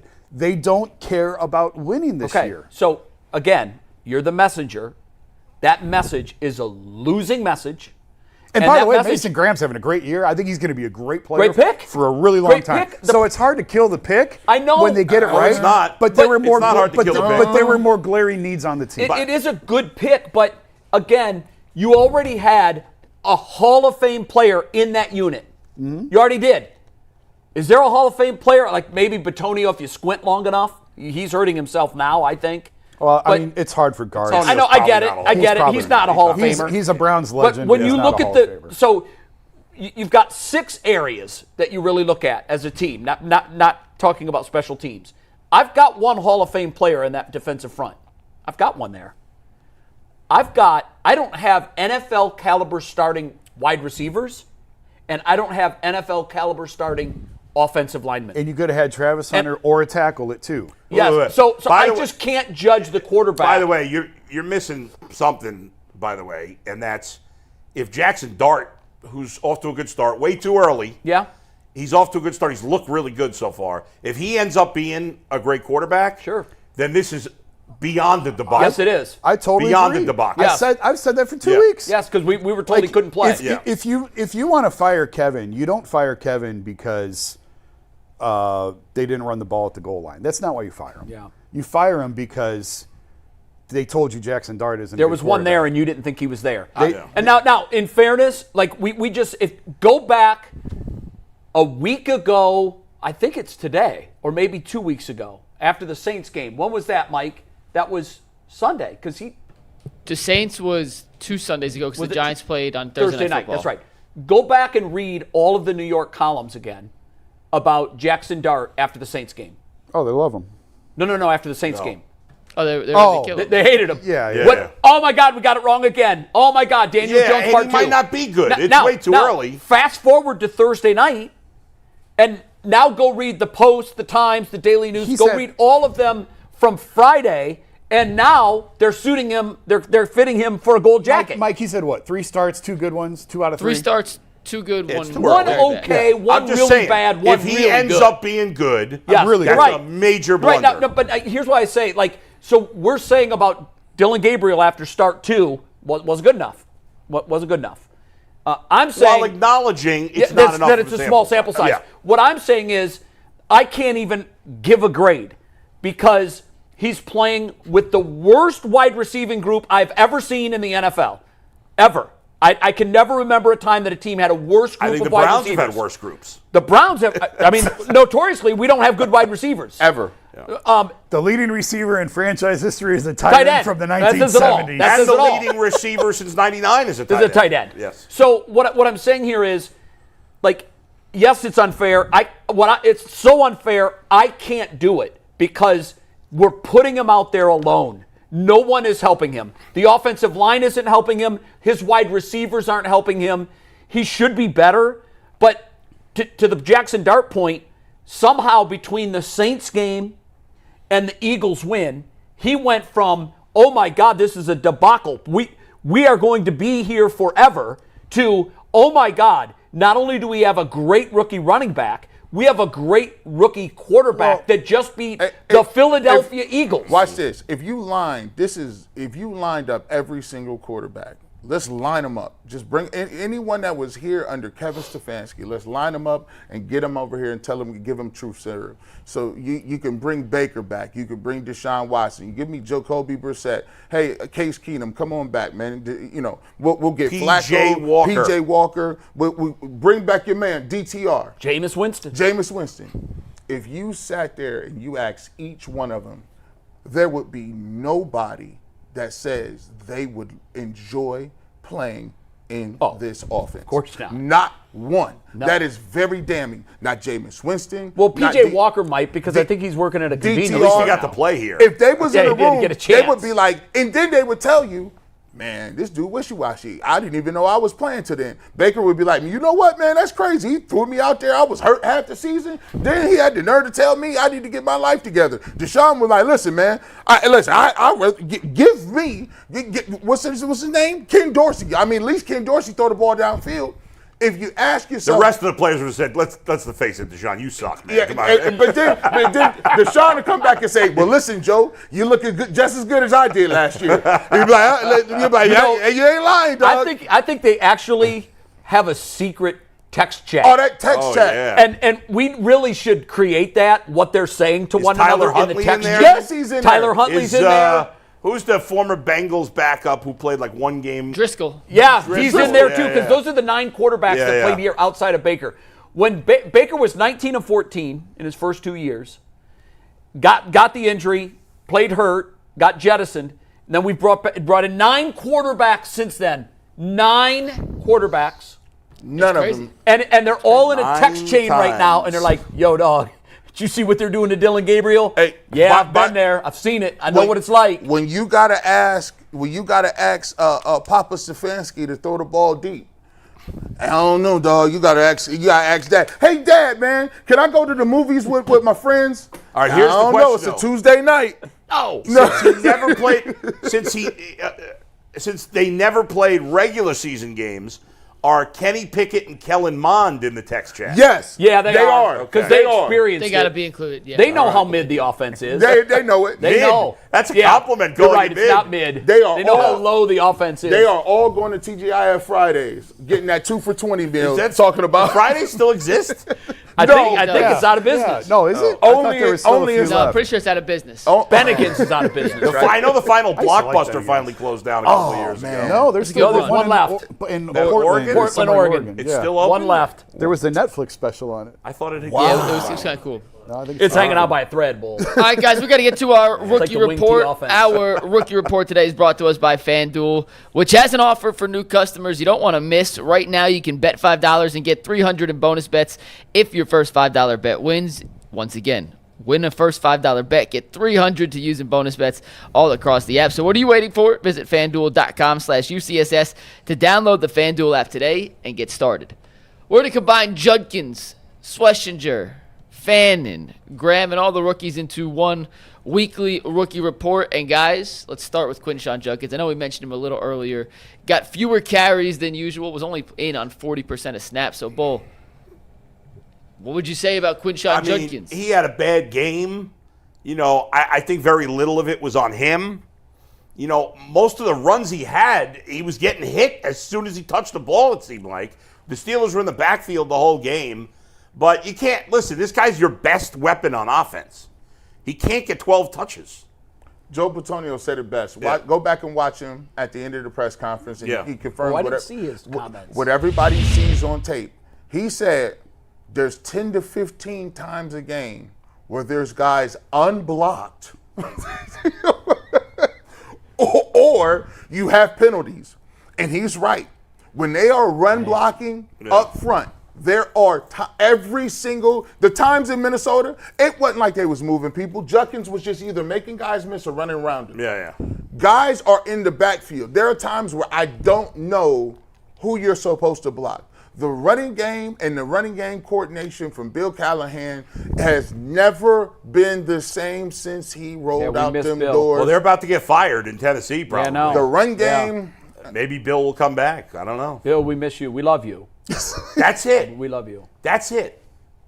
You hire Ozzie Newsome with the blank check. You have Brian Ozzie's kind of long in the tooth. I don't though. care. Okay. He's an all-time great GM. as long as his arms he working, is. get right. Right. Right down the pick, Ozzie. Just you right. hire, If his eyes work. Just right you here. hire Brian Flores to be the head coach, and then you hire father and son to be offensive coordinator and offensive line coach. Callahan, good offensive coordinator, bad coach. There you go. I think the real So answer here. So you are just as meddlesome as the owner of the Browns have, because you just laid out the entire coaching staff. You Yeah. told the GM who the head coach is Yeah. going to be, and you told the head coach No, who I his play would caller is going to ultimately be. let the GM hire the guys, but that's just, That's people are always asking a me. strong suggestion. No, but Jason, Yeah, if you know No, what's wait good a for second. you, Jason, you'll draft Johnny Manziel. I would always let the GM hire the head coach him in and the let the game. head coach hire the assistants. However, I'm just saying, because fans ask me all the time, well, if you want to fire Stefanski, what would you do? So I'm saying, this is how I'd lay it out. I actually think the head coach is more important than the GM. I'd pick the head coach first. Head coach, That's just me. let him pick the GM. Yeah, I would agree with you too. I Fine. would say this. I'm looking for off ramps, how we get good, And I've always said, well, Jimmy's the What's, driver. what's funny is he's driving. They tried your plan. They threw a blank check at Mike Holmgren, and that Yeah, didn't work either. I was just going to Sorry, bring go that ahead. up. I was just going to say But they went for the Hall of Fame GM, and he was just taking money. Wait, but Holmgren was a coach. He hadn't been he wasn't a GM. No. Agreed. He But structured he was the boogeyman. He was the guy saying he was the strategy officer. The guy going on Seattle radio. But like the talking about strategy asking for officer, playoff tickets. he was collecting checks from afar, and he Yeah. didn't care if the car crashed because they were guaranteed, and he was at the end of his rope. The Browns are pretty good at paying people who don't want to be here. Here's the off Yes, ramp, they guys. are. This is the off ramp. And you touched on it earlier when you said they interviewed a candidate for head coaching job. Was it Shanahan or Josh McDaniels. McDaniels. Now he ended up Was not a being any terrible good either, coach. but he at least knew what a winning organization looked like and what a losing one did. And he said, look, you got to fumigate the building. The off ramp is this. When Jimmy gets sick of being the head clown of the circus, and that's what he is right now. He is the lead clown. It's not Stefanski. It's not the quarterback. It's not G. It's Bush. Jimmy Haslam. He is P.T. Barnum. A sucker is born every 15 seconds. We're the suckers. They're the circus. He's the head circus master. Until he realizes this circus sucks, we need a new direction, and I'm the common denominator here. I've spent the most money, but I have the fewest wins. I need to go out and find the single best coach in the NFL, and that coach tells him, I'm coming to Cleveland, but I've got one rule. You are not allowed in the building. You are not allowed in the building. Now, look, Jimmy's got an ego. Yeah. Jimmy's got an ego. He doesn't like being the lead clown in the circus. Right. But he's the ringmaster. By the way, I now seems like an appropriate time to point out when were the Browns really, really good? 2020.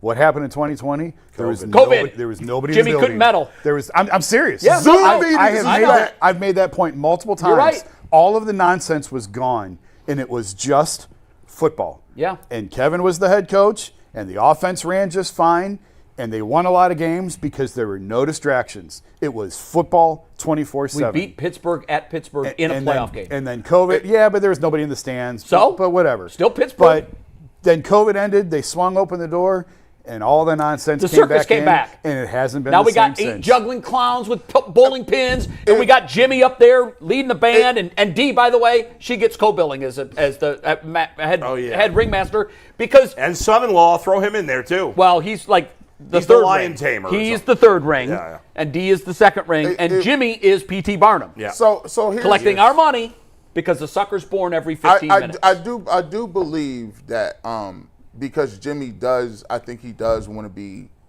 Jerry Jones. And in life, sometimes you ever heard when you rich people don't respect people with new money. Like you. Oh yeah, You just hit the nouveau riche. yeah. Like They didn't earn it. like if old people don't like you're the new dude with the fast Porsche going around the streets and it's old money, they look at you like, bro, you trust fund, bro. We've been had this for generations. Yeah. Aren't the new money people the ones that should be respected more because they made their own money? No, so it all depends on how you got it. Yeah, and and all Jerry, rich people know. Jerry got it from natural gas from his mom. Yeah. Jimmy got it because apparently he was good at running truck stops. That's cool. That's But his dad had already made money. His dad built the company. Yeah. Yeah. So this second generation, the trust fund babies, as you say, they're the ones that are on third base and think they hit a triple. That's right. But when you're in this league of people with prestige, you can't buy it. You know what I'm saying? You can't just buy yourself and be the Rooneys. You can't buy that level. So there is a point at some people's lives where you get to a point where you say the only way I'm going to get a level of respect, I'm always going to be rich, but you can't buy respect. The only way you can get it is if you win. And to win, he might have to come to the conclusion of, I need to take a step back to make 2 steps forward. If I get the right coach with enough pedigree, right?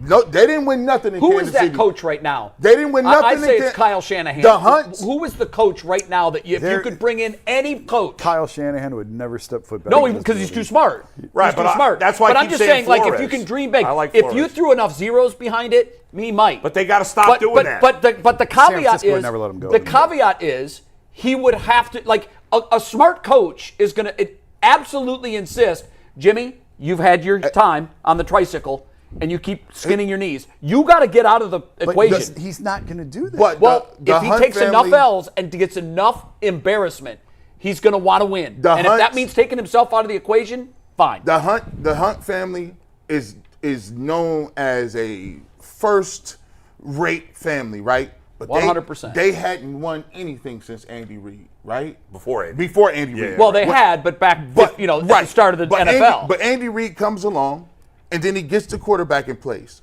You can do it.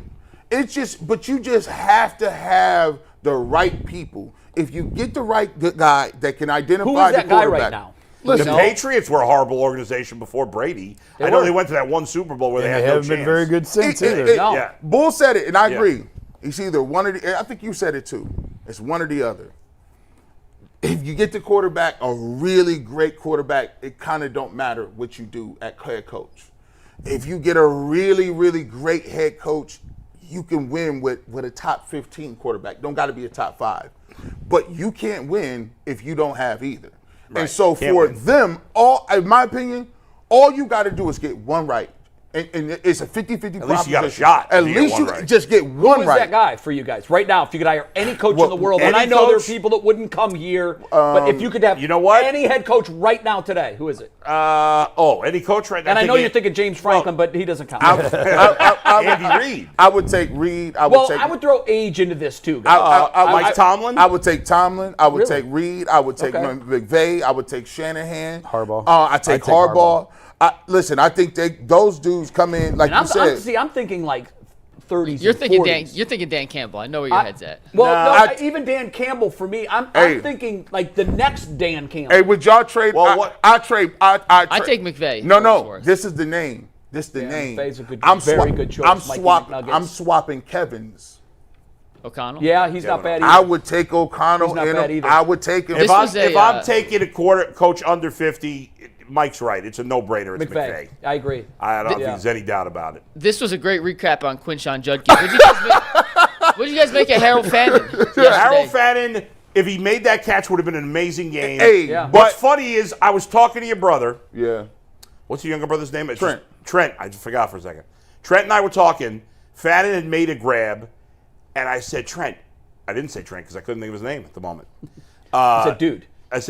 I said, they got to get Fannin the ball more. Next play, the long throw to Fannin. He Drop. drops it. Right in his hands, and it was a beautiful ball. Yeah, beautiful, perfect throw. Put it His on the best rope, throw of the day. under duress. So I got to give him a B-. I thought it was. wow, I for thought that he was one on his play. way to a B game. A really I good thought I game. give him Hey. a solid B. There's too many drops early in his game. That's got to be cleaned up. Wait, did Fannin have other drops? No, just in that- general this He season. he's had a couple drops. No. I mean yesterday. I don't know if he yesterday, had I just thought I he don't had think he a- had any more. Just the one. Listen, the talent's there. He's got to clean up the drops. Yeah. If he does that, he can be, I think, an elite tight end. But Yeah, he he's will got be to clean an that elite up. tight end. Listen, I give him. I dropped him down to a B-. It was crazy because my dad had the custom Harold Fannin jersey I on, saw ready that. to go, and he was disgusting. I gotta catch the ball, man. Gotta catch the ball. But yeah, like he did all right. Like but again, it's those very small things. It's a very small minute a gap between being a winning organization and you just go back and watch the Lions and the Chiefs, right? You watch those games and you start to see all of the things that the Browns need to work on and get better at. The little things. The little small things, the way that the crispness in which the pace they move to run and throw the football is even at a higher pace than the Browns. Just a different sport. It's a different scene. So we just have to. We got. He's a young player. He has a lot of That's fair. promise. I would give him a B-. I give him a B. You got to catch that ball. Other than that, I thought he was an A. Yeah. I mean, but in that spot, you know what? Bull culture. Again, the culture around here is, well, we drop balls. That's what we do. So it's not punitive. If they had one drop, then everybody else in the room can look at him and say, bro, you got to have that. Yeah. But nobody on this team can say that because everybody on this team drops passes. Yeah. All the pass catchers. He would have had a 100-yard day. He would have had a 100-yard day. Let's go to their first overall pick this year, Mason Graham. Jason, what say you on the Mason Graham performance against the Pittsburgh Steelers? I don't remember hearing his name the No, whole it game. wasn't a big influence. He's fine. It's hard. I did see him get doubled a few times. I wasn't watching him every single play. The Steelers did a really nice job running the ball. So Who's this What's his- tremendous the next generation of J.J. Watt that played against Dillon Gabriel in high school last Herbig. year? Yeah. This He's guy, next. he's next. He's been there a couple of years. No, he's been there Yeah. three or 4 years maybe. But It's funny you mentioned that. I was talking to he somebody. was tremendous yesterday. I was he was talking all over the place. I was talking to somebody with the Browns. This is a while ago, who said, "Why is it that the Steelers and the Ravens just identify players that fit their system? I know. Yeah. They just draft the same guys over and over and over and over and over and over. Right. Yeah. And they just plug them in. Yeah, And they that's it. just keep right on moving along. And they don't all work out, contrary to popular belief. No, but they have then the many- next the guy majority- does. the Then majority. next guy, but, you know, but you know why? Because their chief strategy officer knows what he's doing. he's got a blueprint, and when guys get old, they move on from them, and then they bring on the guys. By the way, it was good to see that the Jabril Peppers trade for the Browns finally paid some dividends yesterday. He tried everything he could to give us the game. Yeah. And He Mason Graham. Here's a couple things. It's the best of both worlds. He gives you right now, according to PFF, 29th out of 187 defensive linemen in pressures. So Okay, he has that's- this season, not yesterday. this season. yeah, that's terrific. though. Pressures, that's tremendous, right? Yeah. He's playing a lot of snaps. He's getting a lot of work. He's played 16th amongst defensive lines. He's played 228 snaps. So he's playing a lot. He's getting the opportunity. That means he's on third down and first down, second down. He's a part of the defense. However, his overall grade is a 57.2. That's 106th out of 187 for defensive linemen. I would have guessed he was Now, better than that. Now, here's the thing. That run game is something that comes with seasoning. And I think some of the pressures that he's getting is because he's lightning quick and he can get upfield. However, some of that weight that you lose makes you more expendable in the run game. So you're going to get more movement. And I think what the thing is with Mason Graham, they're saying, okay, yeah, if we get in a position where the Cleveland Browns we got to go cover Myles Garrett and Collins, Malik Collins in the middle, and another guy, either McGuire or Alex Wright coming off the edge, and they wide, and they getting upfield, and it's manageable. It's basically, we know you got to throw the ball, we're going to be in trouble. So here's what we got to do. We got to put hands on him at all times. He's going to see hands from three guys in the middle, tackle, guard. We're going to double team him. And when you taking them double teams, that slow that pass rush down in that fourth quarter. And like Jason said, he's going to be the beneficiary of what we call the reverse stimulus package.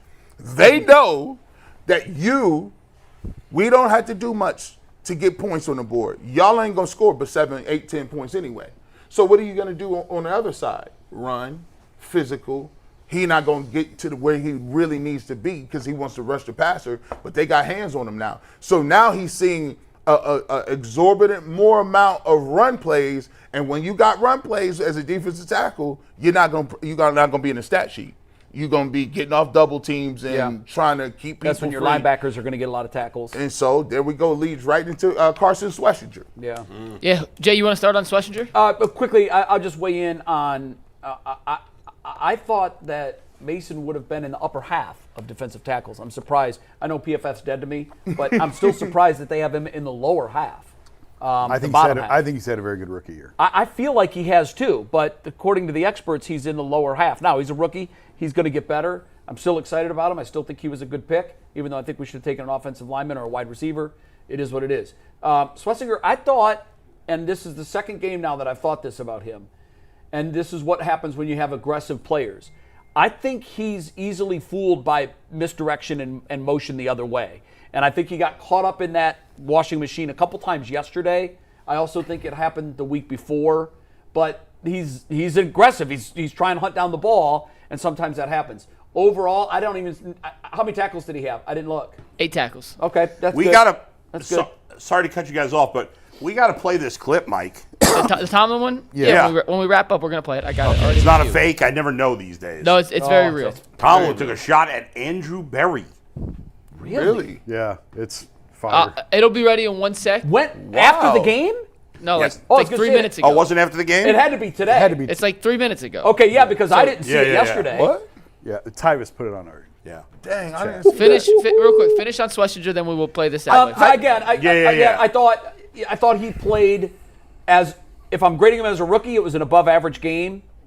He wasn't nearly as active as he's been, but I thought a couple times he got fooled by misdirection. He was the beneficiary. A couple times, Zach said manhandled, and that was the right word. He got manhandled a couple times, and he fell into tackles because the bull happened to be running by him. Yeah. You know what I mean? So he got that drive-by tackle. He kind of was able to Right. latch on and help. Right. I thought he got pushed around more in this game than he has all year. Listen, it's the Steelers. It's going to happen. He's a rookie. It was the worst day for the rookies that we've seen overall. as a Yeah, group. probably. And there's not many Except guys. the kicker. I mean, how many guys on the team do you feel good about the way they played yesterday? Not a lot. The kicker. The kicker. Yeah, the kicker's been solid since he lost that game. He's been. I love it. In games when we get boat raced, our kicker's best ever. He's the money. In He's games money. where we lose by 1 point or 2 points, the kicker kicker's the can't reason why. find his. I'm gonna punt my comment. Well, on- he did kick the game-winning field goal against the Packers. I'm So put- 1-1. I'm putting my comment on Schlesinger, and I'm gonna reserve some time to the senator from New Jersey to play this Mike Tomlin. Let's just get to the Mike Tomlin clip. I just but want to that's say just my thank you to personal everyone feelings. who's tuned in, watching the like You know, button. to We be set a honest, new it was record for shocking. the most- Right You know, it's not supposed to play yet. We set a new record for the most views, concurrent views, all the views we ever got today. So appreciate you guys. Really? Of tuning all in. time? Yep, all time. So Brown time. sucking is good for our business. Not for sustained periods of time. Not sustainable. But here's Mike Tomlin. This was from his press conference, literally within the last 10 minutes. you know, to be honest, it was shocking to me. Andrew Berry must be a No, we do, but we got to set it up. I didn't. What's the context? I don't know what the So- question. Honestly, I don't know what the question was. All I right, just so got the clip. question was something like, "What did you think of the Browns trading Joe Flacco?" Oh, okay. Well, then that's okay, absolutely. okay, go ahead. Yeah, because what's shocking to him? I don't know. Right. Yeah, here we go. Okay. You know, to be honest, it was shocking to me. Andrew Berry must be a lot smarter than me or us, because it doesn't make sense to me to trade a quarterback that you think enough of to make your opening day starter to a division opponent that's hurting in that area. But that's just my personal feelings. Let me help You you know, out. to be Let me solve it for you. It's the Browns culture versus the Steelers culture. Yeah. They aren't trying to win. Steelers always try This to win. season was never about Right, but Jason, winning. he can't accept that because That's what I'm saying. That's the Right. difference in the Steelers culture and the Browns culture. yeah, that's why the Steelers are winners and the Browns are losers. Hey, listen, I don't care if they wasn't trying to win. Sometimes you ain't trying to do something, you think you got a game plan, but that game plan backfired. Not trying to win is not a strategy. They about to take an L on. This is how things unravel. Coaches and guys, this is not normal. Coaches in the league and general managers in the league. Don't do that. This is not. Especially Tomlin. Hey, when they told me, I said I wanted to be a GA one and put inside, they said the first thing you got to know is coaches go by a code of conduct. You never call a coach out. You don't even fire coaches during the middle of the season because sometimes you don't know when you need to be hired by somebody else. They give them, this is what we call a professional courtesy. You don't name nobody's name in the front office because Andrew Berry might be the person that need to hire Mike Tomlin one day. And guess what? He like, I feel you so incompetent, I'm taking that chip off the table. I don't want to go with you. I'm not eating birthday cake with you ever. It's a code of conduct. It's a code. But here's what, to build on what you're saying, it is a code of conduct. And it might not be written anywhere, but it's talked about everywhere. Here's what's mind-blowing to me. Mike Tomlin never does that. Mike Tomlin is a Tony Dungy disciple. Mike Tomlin, if he doesn't have something good to say, says nothing. Not only did he take a shot, he took a shot at his rival and mentioned him by name. Because he's trying to win the division. The Browns are helping the Bengals catch him. Yeah, I know. Well, but I don't know about that. but- What else could it be? yeah. well, the Bengals aren't going to catch him. But from his vantage point, he's yes. like, I'll tell dude, you it's a what I think division it might rival. be. Why are you helping one of our division rivals? I'm going to tell you, I'll give you a theory, and you guys can all tell me I'm crazy after I give you the theory. That's kind of how the show goes. My theory is Andrew Berry didn't make that decision. Andrew Berry executed that decision, that was made by somebody else, and Mike Tomlin, the target of Mike Tomlin right there wasn't Andrew Berry because he knew Andrew Berry didn't make the move. He knew whoever made that move would hear that comment, and Andrew Berry would be able to look back at him and say, I told you it was crazy. I think I so just crazy. can't imagine that Andrew Berry would do that. That sounds like disagree. some conspiracy theory you read on Facebook, Jay. Yeah, no, Yeah, I disagree. I didn't read that on Facebook. I made it up. How the Browns have handled all of their quarterback issues going back to since I don't understand. I've told you guys I don't understand why they traded Flacco. I said that the day they signed him. I don't understand why they traded him or why they signed him. I didn't understand why they traded Pickett. I said that at the time. I don't understand what they're doing. And then in the middle of a game week, they traded their opening day starting quarterback and their starting cornerback in the middle of the week. Yeah. Teams that are trying to win do not do that. They don't care about winning. I'm sorry I keep saying it. Are you? We need to qualify something. Are you saying it's okay that they're doing it because they're not trying to win? I'm not trying to justify But it. you know what? It does come across as if you're carrying their water. No, but I'm not. Really does. I'm not necessarily. And I know trying you're to not do that kind of guy. Because You should be killing them for that. But I also understand their cap sheet is destroyed, and it's hard to win all on their own. It's self-inflicted. But now that the mess is made, like you can yell at them for setting the fire, but like the fire's out, and now you got to sweep up the rubble. So I don't think the fire's out. On one hand, well, no, he's still here, and he should have been cutting out. But so on one hand, I totally get like their cap sheet is wrecked. And this nonsense that the cap is a myth is not true. Oh, 100%. I've always It said generally is, but in this case, No, I've always No, said because when you miss, if you get it right, you're okay. When you miss, it destroys you, and they are destroyed. So I'm not trying to excuse it. I'm pointing out, number one, that this is just the reality of it. And number two, I get why, because their cap sheet is wrecked, but it doesn't excuse some of the other stuff. I'm not trying to make excuses for them at all. I'm not. I've just been pointing out since June, guys, they're not trying. So if you're getting all upset and you're going to scream and holler and they should have done this and they should have done that and why aren't they doing this? They're just trying to get through the year. Once Deshaun blew his Achilles last year, it changed everything. All of a sudden, that experiment was over. It didn't work, and now you have to start sweeping it up. And it took all of last year, and it takes all of this year to clean up. And by the way, it's still not going to be done next year. But you can at least start to put it. We're not even close, Jay. Sometimes when you talk about when the building, the building is burnt down and there's ashes everywhere.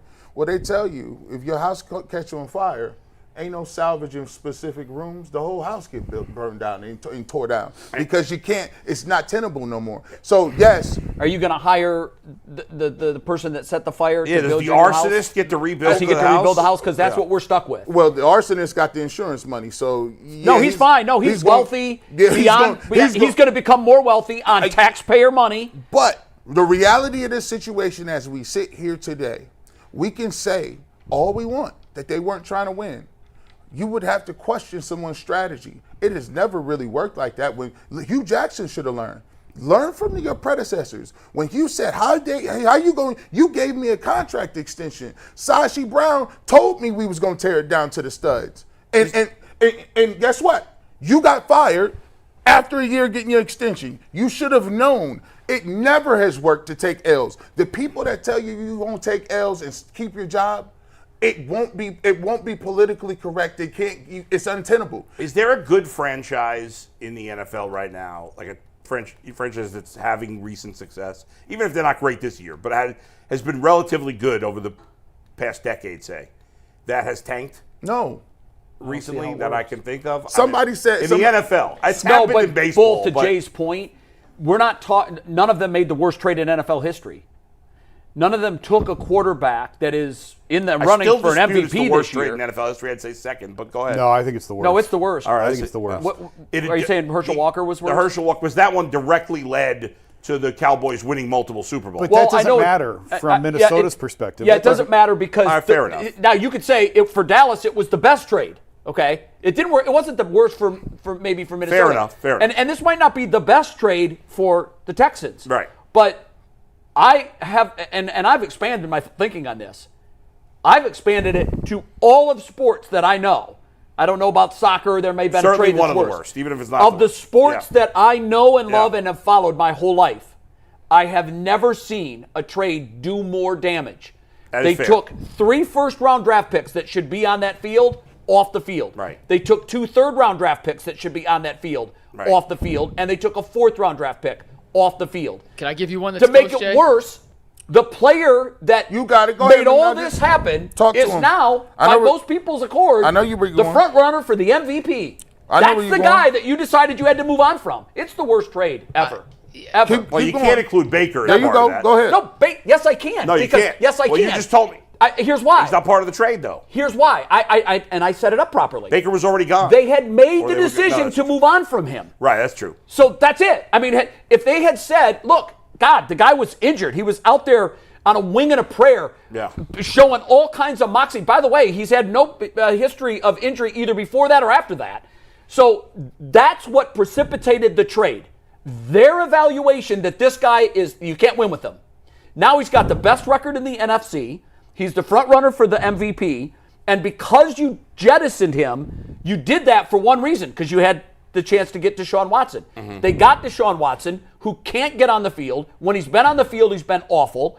And they lost 6 draft picks, 3 first-rounders over a 3-year span. Worst ever. Can McNuggets give you one? Yeah. Give Tell me me one. the Just trade another that's sport, worse. but the Clippers, when they traded for Paul George, ended bad up one. giving SGA, Jalen Williams, and about 10 other first-round picks, Got it. which Not directly 10. led to. How many? Like No, for real. I think it was 8 first-round Okay, picks. I have- think, I I think have- it- I No, have, it's not 8. It could. I don't even think it was 8. between the pick swaps and the picks, I think it ended up being 8. I have 2 in football. I'll give you really quickly. Not as bad. Broncos gave up Drew Lock, Noah Fant, Shelby Harris, and multiple picks. A 2022 first-round pick, which is 9 overall. 2022 second overall pick, which is number 40. A 2022 fifth-round pick. Another first-round pick in 2023, and a second-round pick in 2023. So that is 2 first-round picks, 2 second-round picks, and a fifth-round pick. And by the way, they later on released Russell Wilson with the largest cap hit in doggone day. No, the Browns trade is much worse than No, that. way worse. hold on. Way worse. But Russell Wilson was better than Deshaun, it's still- and they only give him but 2 it's first-round close. picks. But it's close. And they had to take a cap hit. And we gave up 3 Right, but the first Browns rounds. are going to essentially doing the same thing. Listen, okay, but guess what? The Broncos have been in the playoffs really quickly. They bounced back. Okay, let me give you another one. Hey, Trey Lance. They gave up 3 first-round picks to Miami to move up and get Trey Lance. 3. Not 1, not 2, but 3. They drafted him. He never played. They jettisoned him out, and they were in the Super Bowl a couple years later. Browns is worse. They gave Deshaun 230 plus the Plus picks. 3. And both Denver and San Francisco overcame that because they got Bo Nix and they got Brock Well, Purdy. there you go. The Browns Here's still how have you it. can do it. The Browns still have key it. point. The key point is, can you identify a quarterback after you swung And the and Browns missed? can't. And the Big Browns facts. can't. We can't. All right, And guys, it'll it's look even time worse for if Jackson Super Dart's Chats. We got a bunch. We're going to read them. We're going to react to them. The first one comes from Bill Rodewalt. Must-read article on The Athletico this morning, The Bus Files on NFL quarterback development. I didn't What? see that. I didn't Who see wrote that. Who wrote that? I haven't. I worked Jason? the Athletic and I haven't. Not seen promoting well. it. Sorry. The Joker. This morning? The Joker was says an odd time Andrew for me. Berry needs to be fired after the season. Only took 1 offensive lineman in the draft the past 2 years with this old injury-prone OL. It's a joke. Fire him. And the one O lineman they took can't get a helmet on Sundays. He can't be active. Even with all the injuries. Zach Zinter is so bad And he it- can't even be active on Sundays. Oh, And God, I'd forgotten about him. forgot that name, right? I forgot all about that guy. That's the only lineman they've taken in the last 2 years. And Jed Wills was your pick in the top 10. Jed Wills don't look so bad now, does he? Hey, listen. I take Jed Wills over KT Levingston and Cornelius Lucas. Jed Wills why and did it Cam happen? How Robinson. far we've Quite come, an McNuggets. How accomplishment, far I we've kept come. trying to tell you, Jed's average. No, he's not. Now you see how Jed's bad not it can average. get. Jason been vindicated Yes. on Jed No, Wills. Yes. Jed Wills, Yes. Jed Wills is normal bad. These guys are abnormally bad. Historically bad. Yeah. Raptor Jr. says Gabriel, 29 of 52, 221, no touchdowns, inaccurate, immobile, balls batted down, restricted by height, held the ball too long, sacked 6 times. Steelers dropped it. Yeah, I mean, I guess. But here's the thing, man. I don't. If we had Josh Allen, I think Josh Allen would have. He wouldn't have them numbers, but he wouldn't. I don't think he looked good. We would have bakered his ass. Here's too. the thing He that don't look good. I He didn't wouldn't mention look good. today. Here's the thing that I don't understand about the Gabriel. Part of the reason I was advocating moving off Flacco when they did and go to Dillon, I was actually a little surprised they did it that fast, was, okay, now you can get into some of the boots and some of the – we really haven't seen. No. Any of the, like, they're just leaving Dillon back there to die in the 5 step. It's like this doesn't look any different than it was with Flacco. No. That part surprises me because I know that it's in the playbook. Are you saying flawed strategy? And you can't get Well, it it's straight strategy. in. Yeah, You don't there get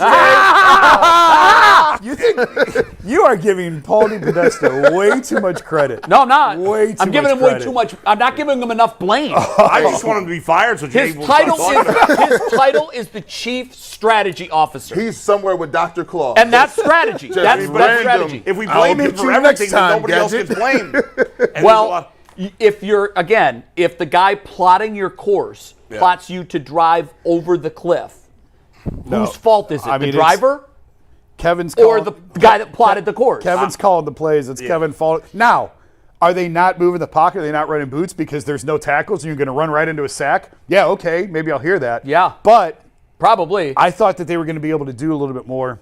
Kevin gives you no answers. He's just like, we got to get better. We got to be better. Oh God, his news conferences. That's I'd rather painful. eat glass. I'd rather eat glass. I listened to So it would he. yesterday, and very frustrated. Very frustrated. We I know. should have been It's- better. We've it's- got to be better. We will be better. He should have was stopped doing that years ago. 7 first-rounders in that Chris Paul trade. That's Plus SGA. But that's disingenuous because when they're pick swaps, they're not really first round. Yeah, It's the better that's of exactly two. right. That's G exactly right. did that also in the Trey Lance trade. yeah, That the, was- the Browns. it was 3 the first-round Browns picks for gave one. up Yeah. 6 picks, 3 of them first rounds, and And it wasn't just the picks; it was the money. That it they was had the to money. trade The for. money was just as bad as the picks. All right. The money at this Next point one, is more debilitating. EJ. It is now. EJ says, I came on here to say that Jason's article this morning basically says Stefanski is in on the tank job. He's not in on the thing. No. Kevin's trying to win. The players are trying to win. The coach is trying to win. I said I was very careful in using the Browns don't care about winning this year. It's not the priority for this year. And I've talked about it which before. is often the case. Organizations put the thumb on the scale to help sway the outcome. When you don't give the coach and the roster enough talent, you can kind of dictate the outcome. Oh, you can really dictate. NBA teams do it all the time. Sure. And that's why I keep trying to point out they went from 2 to 5. They picked up an extra first, and they spent their top 2 picks on defensive Tanking players. is stupid. It If doesn't they were work. trying to win, they would have tried to fix the offense. They didn't. They did nothing to address this offense in the offseason. And it's a loser mentality because I'm not who wins by disagreeing. tanking? You don't see it very often. And if you're a quarterback in next year's draft, you have to ask yourself: we've seen all these quarterbacks that's lined up on the wall. They'll stay in college. They can make more money in Come college. on. Everybody says that every year. I mean, it's but kinda now you true can now. make more money It's in kinda college. true There's now. a quarterback Why I would watched you- play at Michigan that's awful and gets $10 million. Right now, it doesn't look like any of these quarterbacks are worth going top of the draft anyway. That's an even so bigger we'll see. problem. That's see. a large problem, and Yeah. it's one of the reasons why I think they took Joe Flacco off the table. Did They Drew said, Allen "Oh, you-" retire or something? What happened with him? No, He got injured. he's got They've injured. been real Hurt- cagey done on for what the the year. injury was. I They didn't just see said the game. his career's over. I didn't College see the career's game. over. I didn't see the injury. He can transfer. He's not any good at football. Maybe Tiddlywinks is his. All right, cup of next tea. super chat is from the Joker, who says Kevin needs to be fired the second the season's over. He's a terrible coach and a terrible play caller. I'll help drive him to whatever team he wants. Will you really? Will he actually? Well, maybe Kevin would appreciate that. I don't know. Miss Bell 70 says, Bull, I knew that when Shador came here. You all been here? What? I'm not sure what it's in reference to. Yeah, okay. Mr. Miami says, can the panel please tell me why everyone keeps saying the quarterback is in next year's draft, but they were all in college with Shador, and none of them were rated higher than him? What does that mean, rated higher? Shador was a 5th-round pick. They are And first of all, even Jason, who said it a lot in the offseason, when's the last time any of us said the quarterback is in next year's draft? Yeah, that They're taking a quarterback. I totally believe Yeah, they're we just taking don't a know if quarterback. he's there. We don't know. We don't know if there's one that's any good. No. and I haven't said that at all. And let me just tell you this: I hate drafting linemen, Yeah. but they might have. If it was me, Yeah. If you would worry about your dome and you ain't understanding, I run Dillon Gabriel and Shador Sanders right on back out there and draft me 2 linemen because I'm gonna be honest with you, you can't run no offense with this. No, you're going to wreck another quarterback. Well, what is? I give me 2 linemen. What does that mean? Shador Sanders was rated higher. I don't even know what that means. Rated higher. In what way? Was he rated higher? And this is the way they do it. It's based on projection. That's why when people project, they project. At one point in time, Shedeur was projected to go at a certain place. He actually went a certain place. Sometimes at 26, people say, based on 25, we project the growth and production. Who? I mean, what are we baiting? Projections only matter until you get to the draft. Until you get there. The draft is where you go. Right. Yeah. And that's reality. Yeah. The draft talk, all of that nonsense, that was called perception.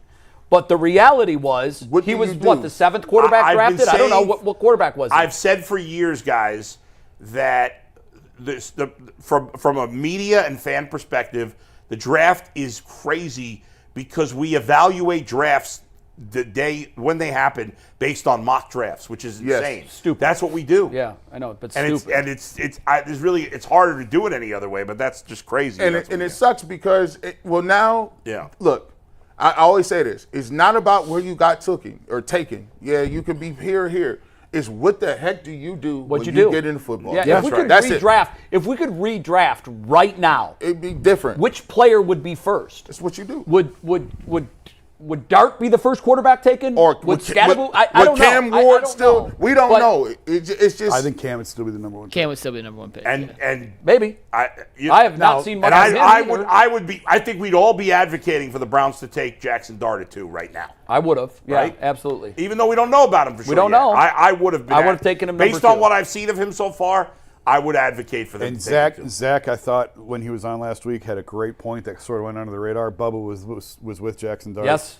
At the Senior Bowl all week. Yep. So the Browns had plenty of intel on Jackson. Yeah. By the way, Dart. let's tell Tyvis sent the group a text that said, or it was an old tweet. Said of all the players in the draft, the one player I like was it Tevin Johnson? Tez Johnson out of Oregon. Yeah. And he was the guy that caught the deep ball yesterday for the Bucks on the long touchdown. Tez Johnson. Yeah. I said Tevin. Tez. Next super chat, Medic51 says, I encourage fans to watch the other NFL teams and how they operate so you're not stuck in a vacuum. When you do that, your standards and expectations change. That's true. Yeah, every week. Lolita Foster says, y'all have constantly said Gabriel is Stefanski's guy, so now why are you acting surprised? Browns were at the 4-yard line and they threw the ball all 3 times. It tells all. Okay. Well, they couldn't run the ball. That's why they threw the ball. Yeah, and what it says is he bailed on the run game way too early. Yeah, that was nasty work. Like the run game is death by 1,000 cuts. You wear nasty your opponent down. You wear your opponent down, and by the 4th quarter, they don't want any of the smoke. Yeah, you see, that's how they move with us. Dragon the Abandoner says, we knew there was going to be a roster consequence and fallout if the Watson trade didn't work. We're seeing it now.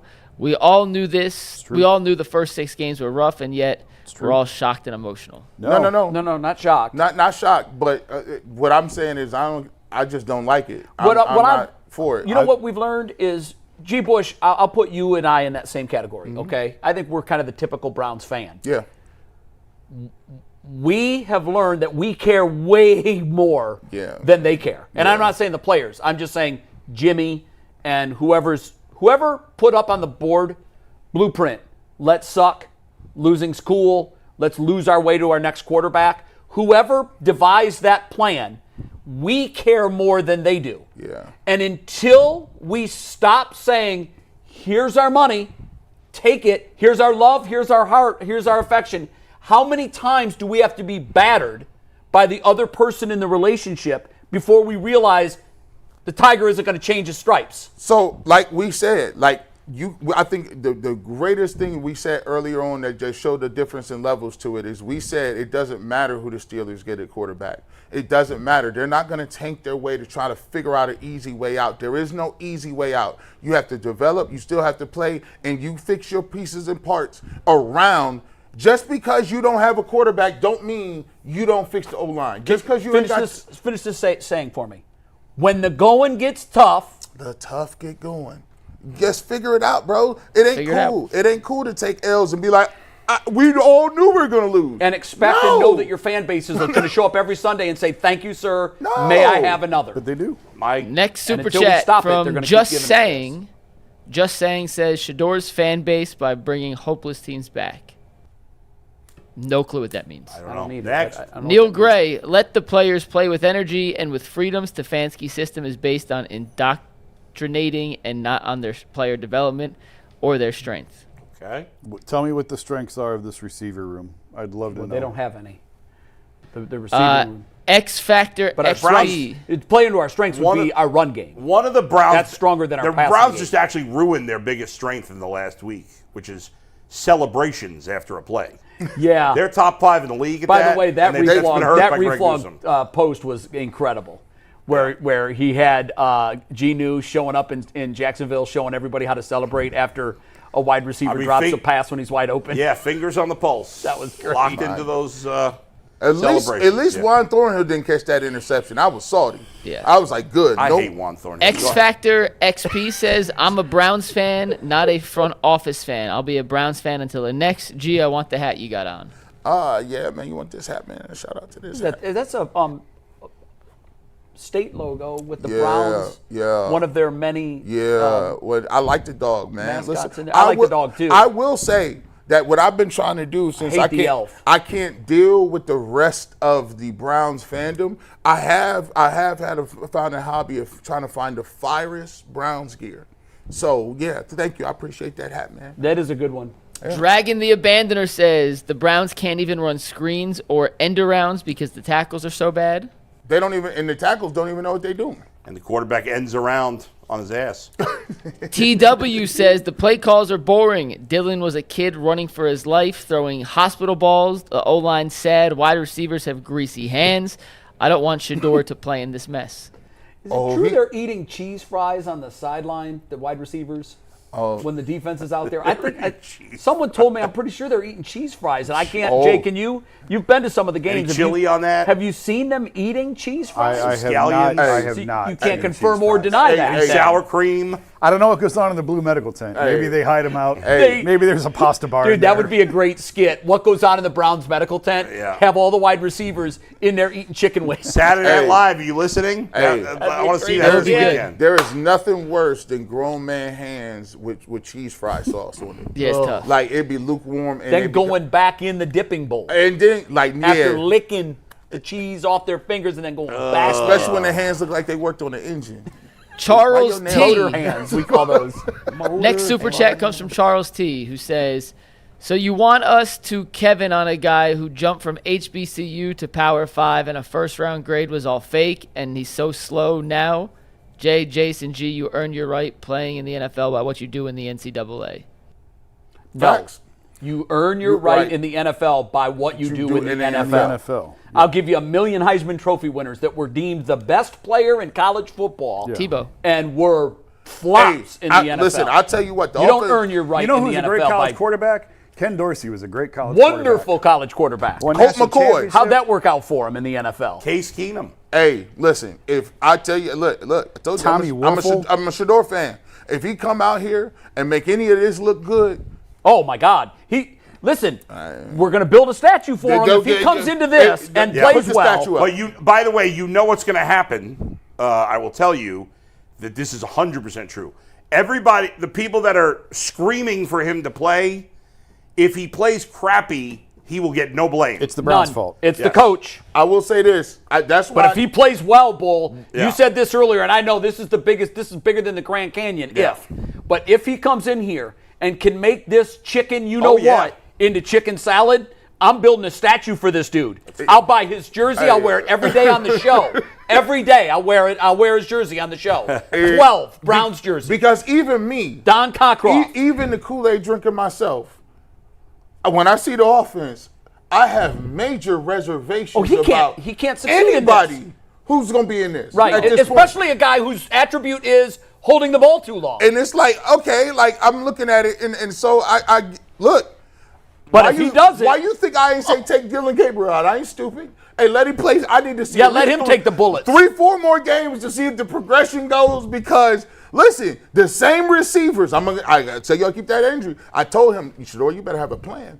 Them same receivers and them same linemen and the same plays, the little duck downs. That's what you're gonna have to deal with. This Let's week's see the what- best opportunity for Gabriel. The Dolphins stink like the Browns do. It's at home. You know, the weather should be fine. I said earlier, Yeah. they just had to grit their teeth and get through these 6 games. They were a brutal 6 games. Everybody knew it was a bad start. Everybody knew it. Well, now it's over. So now let's see. Hopefully that there's still some sort of fighting spirit left in this team. Now let's see what you got. If you mess around and look nasty against these Dolphins, Jason Lloyd Didn't is the going. Dolphins almost win yesterday? Who'd they play? They almost beat the Chargers. Yeah, they came back. All right, next the one. Browns almost beat the Christian Vikings. Story says the front office and coaching staff failed, point blank.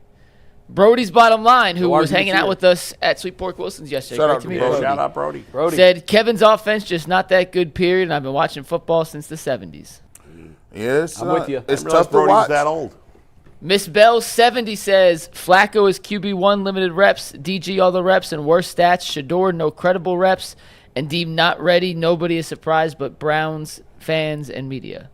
I mean, that's What? Yeah. Next. Ray Smith says, I just want to apologize to all the Breaker Bros. the Baker Bros. Yeah. Oh wow! Look, he's the Breaker I mean, by the way- Award. Here you go. Go ahead, Bull. No, I'll just say this. Listen, I have gone from a Baker hater to a big Baker fan. I'm a fan of him right now. I'm enjoying watching him play. He went from being a bad teammate to a great teammate. Not bad. He went from being a mediocre teammate to a great teammate. The players on the team love him. I heard a funny story yesterday where Tez Johnson caught that touchdown, and he goes up to one of the other Buccaneers players, and he said, they're chanting MVP at me. And he's like, dude. That's for Baker. That's for Baker. And then Tez Johnson goes, yeah, Baker should be the MVP.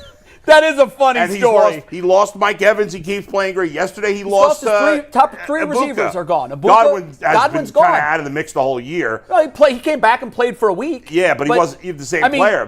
Essentially, he's been without. He's been great. And his starting running back was hurt. Rashad White comes in. He plays well. I have a question Baker's for Jay playing on the great, teammate thing. But how long do we have to apologize for? Do we have to keep apologizing? But I'll tell you this, guys. Yeah. It's not going away.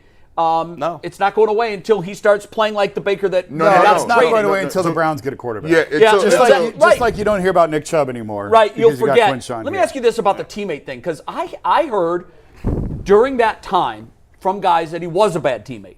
He was not liked. But I also heard there was a pocket in the locker room that was always with Baker. He's got his guys. So it was a split locker room. And that's why I switched it to mediocre. It wasn't mediocre. split. He had his guys. Yeah. Listen, that would make it split. Here's the reality again. He maybe unified would be they all wanted him to go. Jay, maybe he would have turned it around here. We'll never know. No, we won't. Clearly, he's not only a different player, but a different person than he was then. Fair. He would admit that. His biggest flaw as a player here was he turned the ball over in big spots all the time. And he almost never does that anymore. He certainly hasn't done it this year. I think he had His 1 or 2 his picks turnovers for his time in Cleveland, until he went to Tampa Bay, he and Jared Goff were battling for the most turnovers in the league during that stretch of time. Yeah. He was one of the worst turnover machines What's funny in the league, now is and it's gone away. they're two of the best now. This is a much, I don't want to get into it. It's a much larger, broader conversation. Sure. How long are teams supposed to give guys? Yeah. Because you got 5 years. You know what? And really you have 3 years because you got to commit to these guys.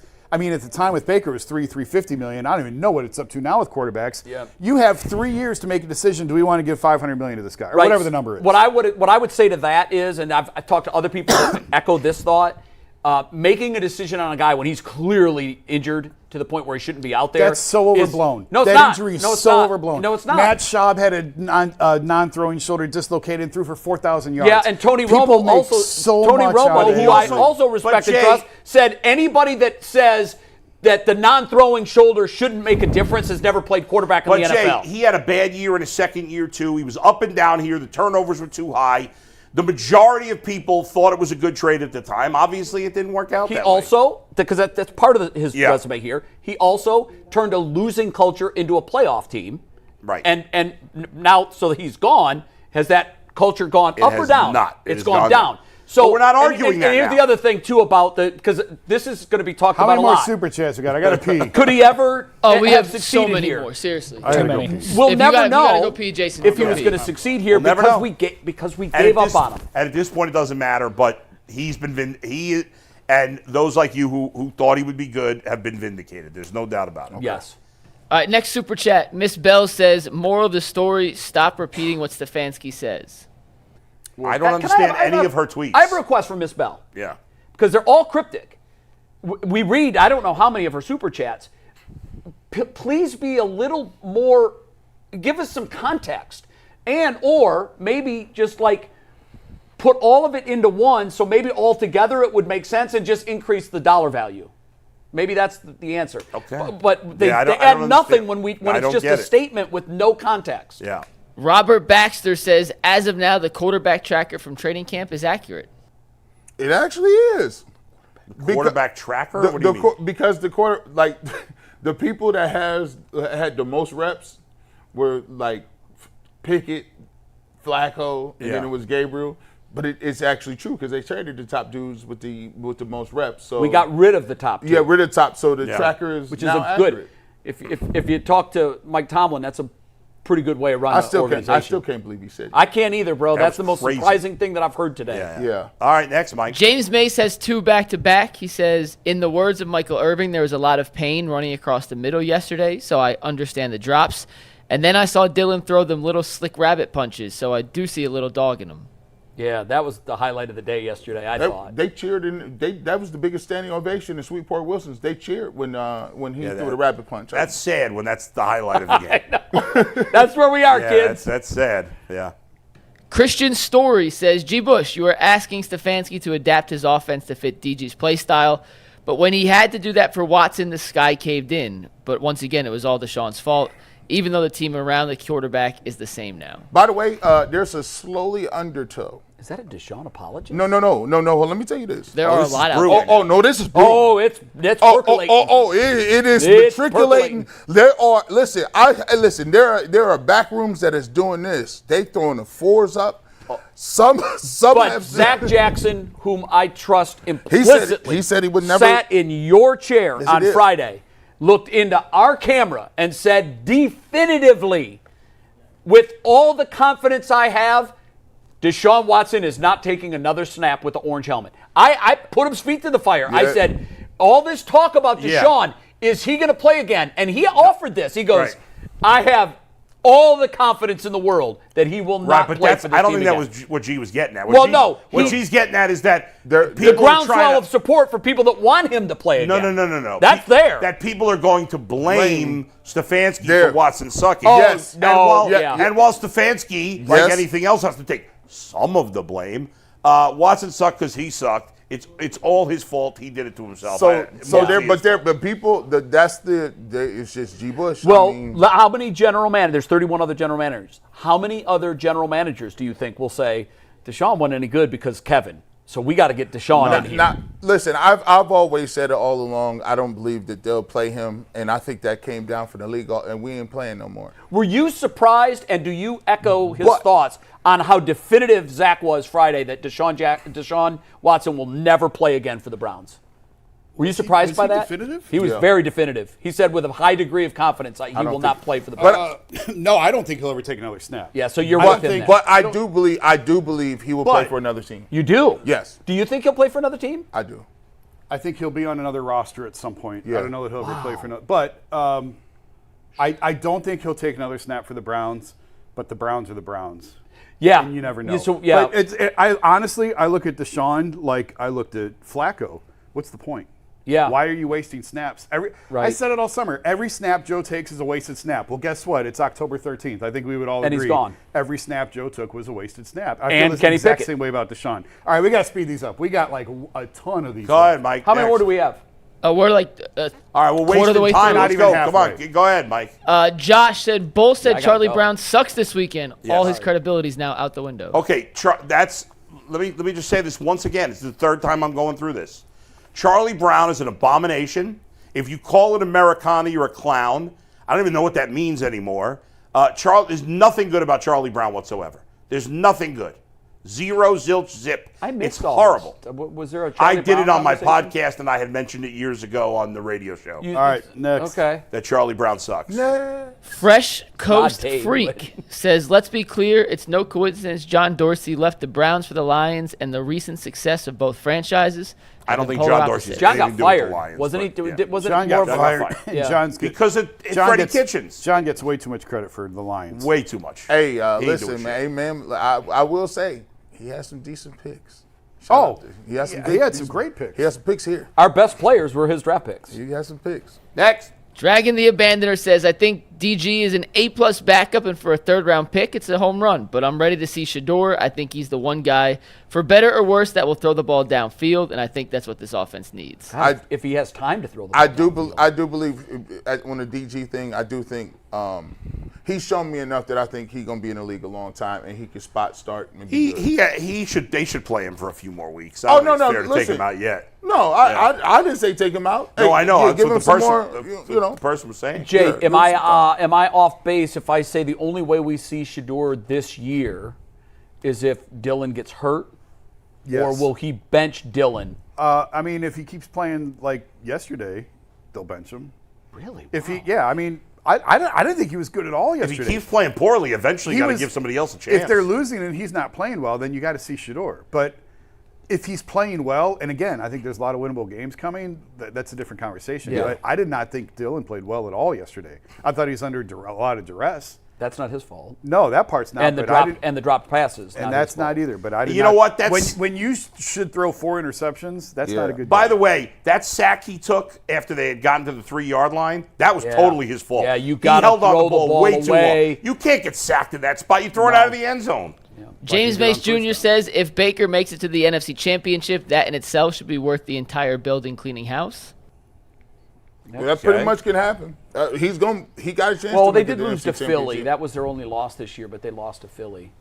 Rodney Dinkins says the receiver needs to run good routes and catch the damn ball. He does not need to be fast. Just catch the ball.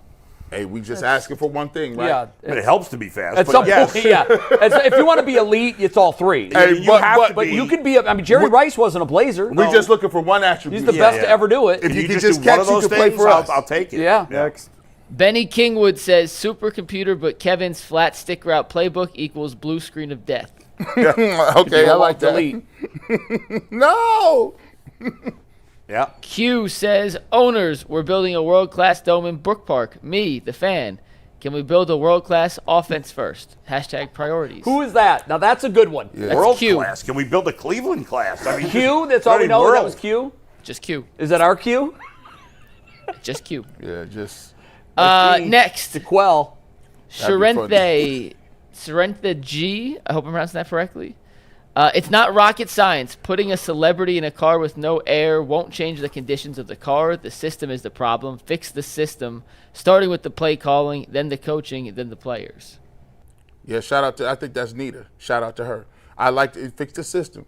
Like I said, if you put Lamar Jackson back here, he could create some plays, but it's a tough ask back there. It's definitely right now. Shanitha, by the way. Yeah. When it comes in the YouTube on the back Let's end, not when you get look at it, crazy. Yeah. If the Browns had a legitimately good quarterback, It would be much different. they'd be a lot better. I mean, even with the bad wide receivers and the bad line. I mean, it would be significantly different. It would be the Joe Burrow and what's their head coach? Zach Taylor. Zach Taylor. It'd be the Joe Burrow. I mean, the Bengals have good receivers, but still. Imagine Joe Burrow with like a Shanahan type or McVay. Oh, dangerous. dangerous, bro. Brody's bottom line says, I finally agree with Jason. Playing Joe was a major mistake. It should have been Gabriel and Shador from day one. The 2026 QB draft class is A1 garbage. Enjoyed meeting the UCSS family yesterday. Cool. Although Jason wanted to start Kenny Pickett, didn't you? Yeah. Okay, there you go. What? No, as opposed, he said you wanted to start Dillon Gabriel and Shador Sanders right away. No. He was saying I agree with Jason that anytime Flacco, playing yeah. Flacco was Oh, easy. okay, yeah, all right, yeah. All right. Q sent back-to-back. He says, or she, I'm not sure who Q is. We don't measure seasons by wins anymore. We measure by starting quarterbacks. Next, Hope is our franchise player. Been starting every year since That's 1999. good. That's cold. That was it. Hope. Sad but true. Dragon Hope the is not a Abandoner plan. says, Myles has been MIA since they moved on from Flacco. That was just this week. That has no correlation. Yeah, nah. Yeah, that's a weird. Nah, nah. I don't feel that way. D4L Josh says, but we should have sympathy for our coach who signed an extension with a question mark. I didn't read it like a question, but Josh, who has sympathy for the coach? Did anybody say they have sympathy? No, nobody does. I think he's being facetious. Yeah, because he's No, it's probably No, because he's not. It's probably No, a response to me saying I didn't have No, sympathy he for Myles is, Garrett. because It's Myles. it was written with a question mark at the end, and Mike didn't read it that way. Right, Mike? no, it's in response to the Myles conversation when we said he got all I that know what money. it is. And it's, Can you it's read that fine. last one Yeah, again? yeah, I With know. the I question got no mark? sympathy I know for what it is. Stefanski, I so I know don't know what what it you're is. talking He's supposed to say we're It's a supposed guy to have no, it's a sympathy guy trying to for play him? Yeah, I gotcha. think he's saying, but He's got we an should have agenda. sympathy for Stefanski. Right. Oh, yeah, even though no, he signed the He's got an extension. agenda that There's I'm no- defending Stefanski There's and no not, which sympathy. is not true. So By the go ahead. way, okay, so if he gets fired, he's going to walk away with a nice little bag. Yeah, I Yeah. don't, He'll- James, No sympathy. James Franklin's doing just fine. Yeah. Well, James Franklin, that's like, what, a $56 million better than 50 buyout? mil. Yeah. All right, let's go. Ben Thompson, love Myles, but not sure what he was expecting. Chose money over short-term wins. 2 tackles, Bingo. complaining about a loss No is sympathy crazy for work. him either. Bingo. I agree, Ben. That's spot on. Dragon the Abander says Gruden was also average at best after the 1 year. Just like Oakland, we don't have a ready-made roster either. Yeah, you got some rebuilding to do. James Mace Jr. says, well, John Gruden will be available in 2026. We should give him an interview. No. Someone brought him up last week. John Gruden was the right man for Tampa Bay's I had job Jay- 22 years ago. I had Jay Gruden on my podcast this past week, and Yeah. I said, what about the Gruden brothers coming to Cleveland? And he laughed about that. Yeah, he was like, nah, Nobody I'm wants straight. that, honestly. Morning Coffee says Sports Illustrated just dropped an article. Shador to the Jets would give him a longer landing if the Browns would make trades. Why not trade Shador now? First of all, what? don't ever cite a Sports Illustrated article anymore. Sports Illustrated is nothing what it used to be. Yeah, they Especially when they used got to rid use of AI Spencer writers Issue. with fake names, so That's crazy. AI is.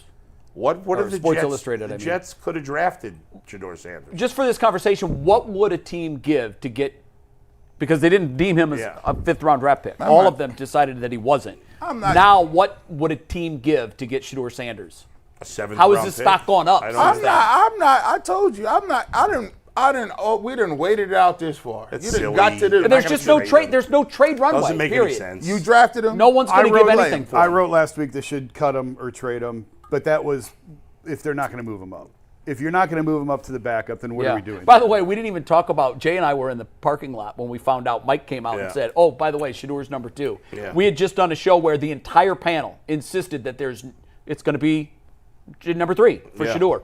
And Mike walks out and he goes, oh, by the way, they just announced Shador number 2. And we looked at each other and we said, that's the Browns. Yeah. Yep.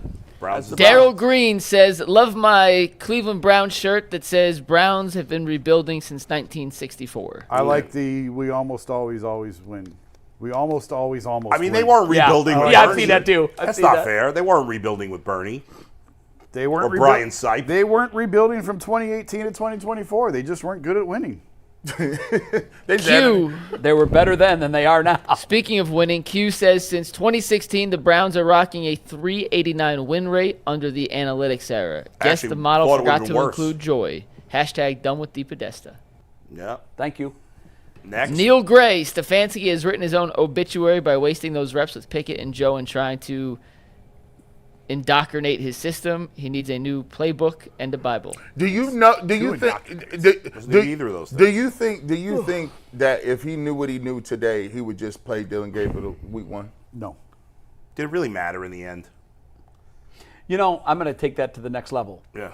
Does any of this really matter? Does any of it matter? Does any of it? What are we doing? What are we doing? This is existential. We're making a billionaire richer Yeah. by going to see a movie week after week Yeah. that the sequel is going to be just as bad or worse than the last one. But to be fair, it's making us money too. So Next. I can cut grass. Brody's bottom line says even if Deshaun wasn't here, Kevin's offense would be 7th grade at best. I mean, nobody was complaining about it in 2023. Amari Cooper had 1,200 yards and Njoku had 800-900 We were able to throw the ball downfield then. when Yeah, you better had team. better had blocking, better you had- line. You had an actual legitimate number 1 receiver. We did. Funny how that works. Yeah, I mean, look, you're some of the parts that you have. Yeah. And right now our parts are below average everywhere you look. Daryl Green says, love the fans and UCSS passion. Now let's beat the fish and restore hope like a Groundhog Day movie. Hey man, restore hope. There's is no hope, funny. even if they win, That's a but- T-shirt. That's Yeah. a slogan too. I can run for local city councilman with that. Restore hope. MSK Nicole It works. says Dillon played terribly and was sacked over 5 times, and now it's the offensive line and wide receivers' fault. When Shedeur played with the guys who didn't make the team, he was labeled as not ready.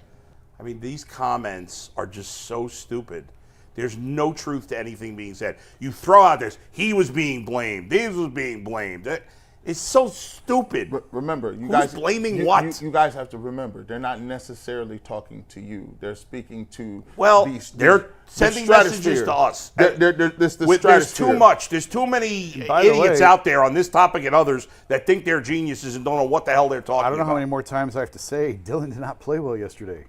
Exactly. He didn't play well. Jason Lloyd, who's dead inside, keeps saying no. I mean, it's just crazy. Go ahead. I don't know why I get myself worked up about it. Set Apart Laz says Baker's injured arm season is Dillon's ceiling. Yeah, probably true. Well, we just haven't seen enough of Dillon to know. Noah Alot I'm not says putting on him those after 2 drop games. passes were business decision hospital balls.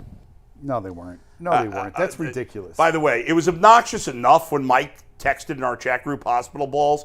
Now everybody's with the hospital balls. Take it down a notch. Hey, man. The fan and drop was a sideline route. Hey, Was listen. he going to get hit by the yardstick? Hey, you do. Yeah, was it a business decision when Nobody Bond ever took said one off the hospital ground? balls. All of a sudden, everybody's saying hospital You know balls. what's crazy? If you take Started the a wrong trend. medication, you can go to the hospital. Never mind. Go ahead. Noah Alot Catch the says damn Shedeur put up 4,000 yards last year with a bad offensive line. It's college. All right, come on. Come on. That means let's go. Boxing How many are logistics. left? I have a second job that I'm late for. I don't know. I don't have a counter. We're about 3/4 of the way through, though. Okay. Boxing Logistics says, Jay, a stop good trying attitude, everybody. to Let's run go. defense for Gabriel by saying you can't grade rookies. We see it a mile away. You're compromised. No, you can't grade rookies when they have no offensive line and no wide receiver. Yes, you can. Stand by it. No, you You got to can't. factor that in. You even said when you said, look, I got to give a grade, so here it Well, comes. but that was based on it was not enough of a sample size. I feel pretty confident that Tom Brady would look average in this offense.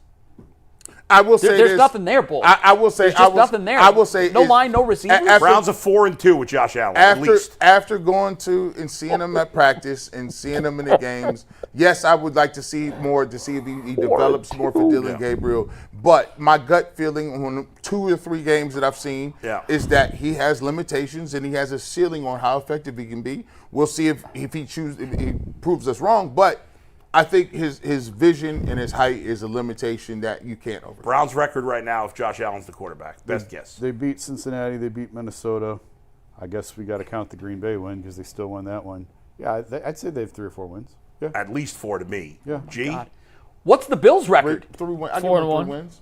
Okay, so the Bills are 4-1, and we'd be 4-2 with Josh Allen. Well, how good are the Bills without Josh Allen? They're a 5-win team, 3-win team, same as the Browns. Are they 1-5? I don't care without about him? the Bills. Yes. Keep going. I don't think so. You don't think the Bills are Next. You don't think the Bills are 1-5? Who's their good players?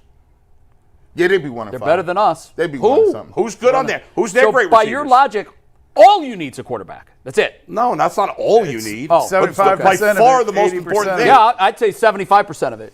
It's not Okay. 100%. It's not 100%. The Browns have 0% of it. Next. Offensive line and wide receivers are pretty important to an offense. If you traded And- Josh Allen for the Browns, Why are we arguing about the Bills? we're arguing. Jason, if you got to go, go. Yes, If you I gotta gotta go. Let's Let him go. go. I Just let him go. actually have to go too. I have If you another job. if you traded quarterbacks and nothing else, the Browns are far better than the Bills. Facts. Yeah, that's Yeah. it. Yeah. I don't know that they're 4-2 though. Daryl Green says Cincinnati and Baltimore look horrible without a quarterback in a line. That's right.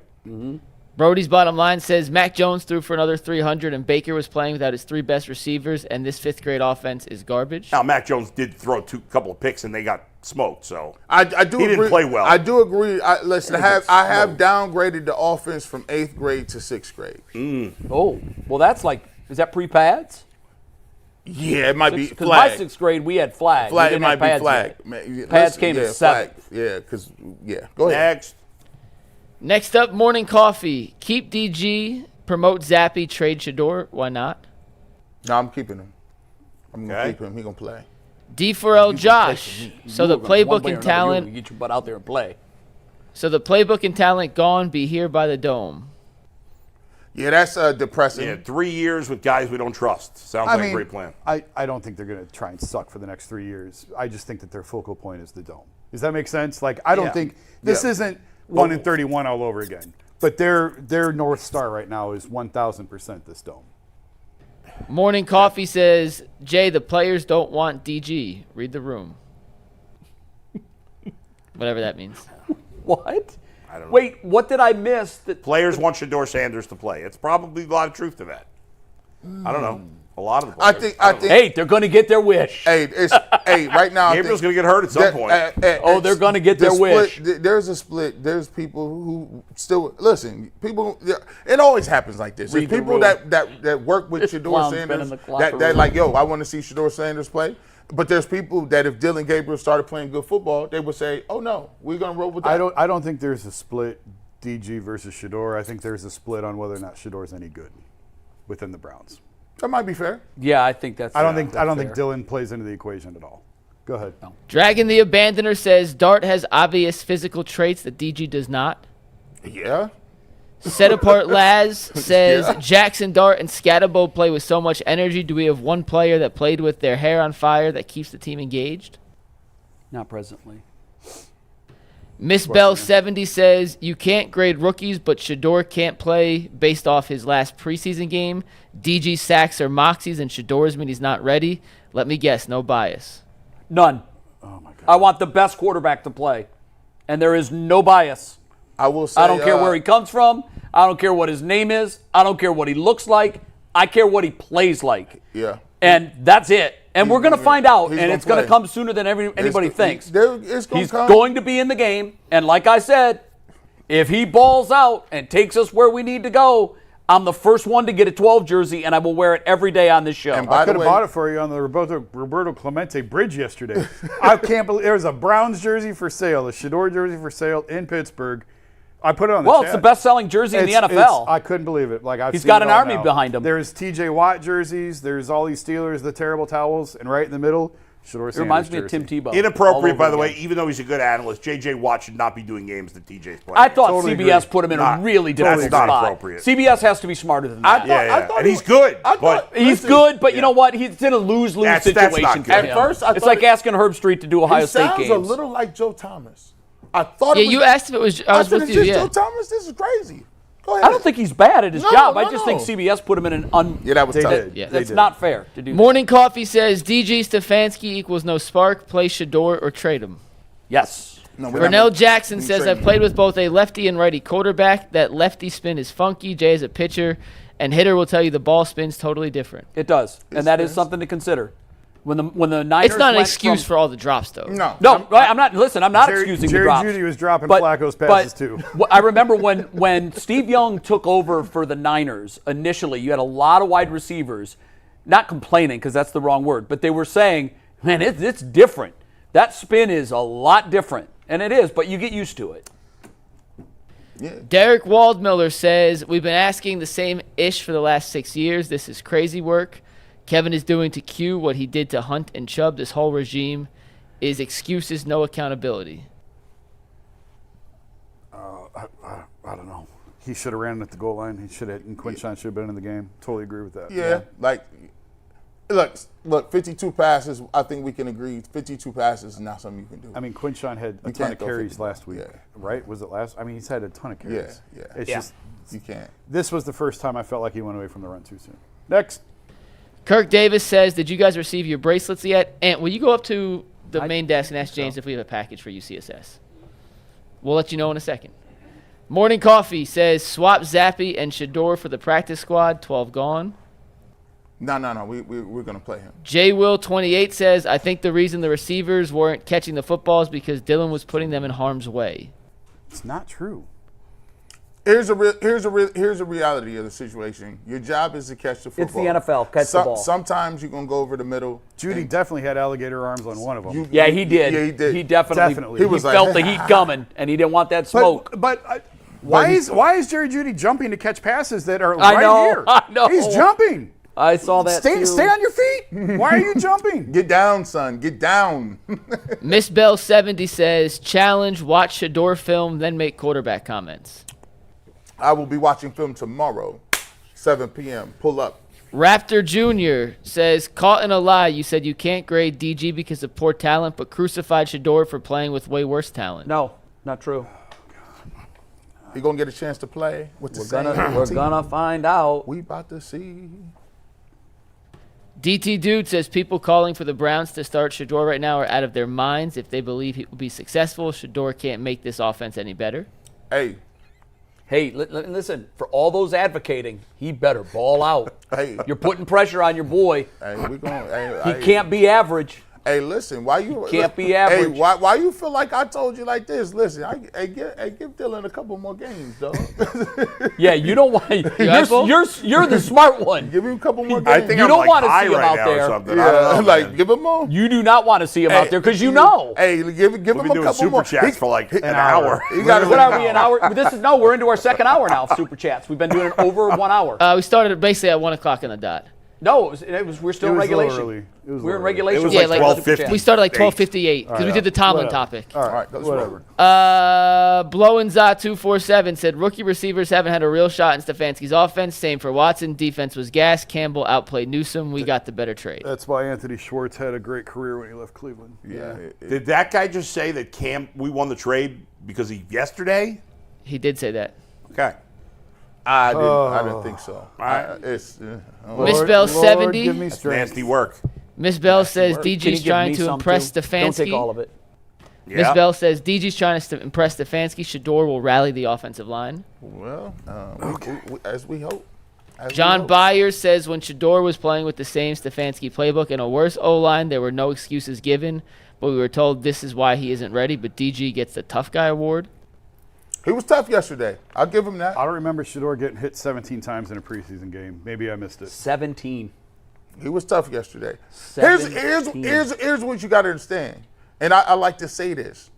At the end of the day, Dillon Gabriel is the number 1 quarterback. Shador Sanders is the number 2 quarterback. At some point in time, Shador Sanders will play, and when he plays, you can evaluate him based upon how he plays. Fairly evaluate. At the end of the day, I've always said you don't have to compare one against the other. You can let Dillon play, figure it out, and then Shador get an opportunity to play. And it'll be apples to apples when they're in there When with the they're same with the same guys group. in the same situation. The season for everybody, take whatever happened in the preseason and flush it. The season just started yesterday. I gotta go, guys. I hate to do this, but I got another job waiting for Gotta me. go. All right, Jay's got another job. Bye, Jay. Next one. Mike Ricksecker says the game plan must not have passed customs coming back from London. There were none. You can't expect to win when Gabriel throws 700 times. Yeah, you can't. Too many passes, 52 attempts, run the ball more.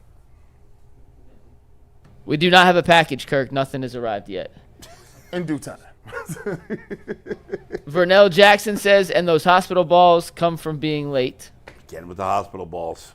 Donnie M says, man, I feel like a dumbass. I bought a flight home and tickets to watch this buffoonery in person. Ugh. This coming weekend, what do you think happens when we suit up against the Dolphins? Everybody should boycott and not go to the game. It won't happen. I agree with Jason. It's a very winnable game. It's a winnable game against the Dolphins.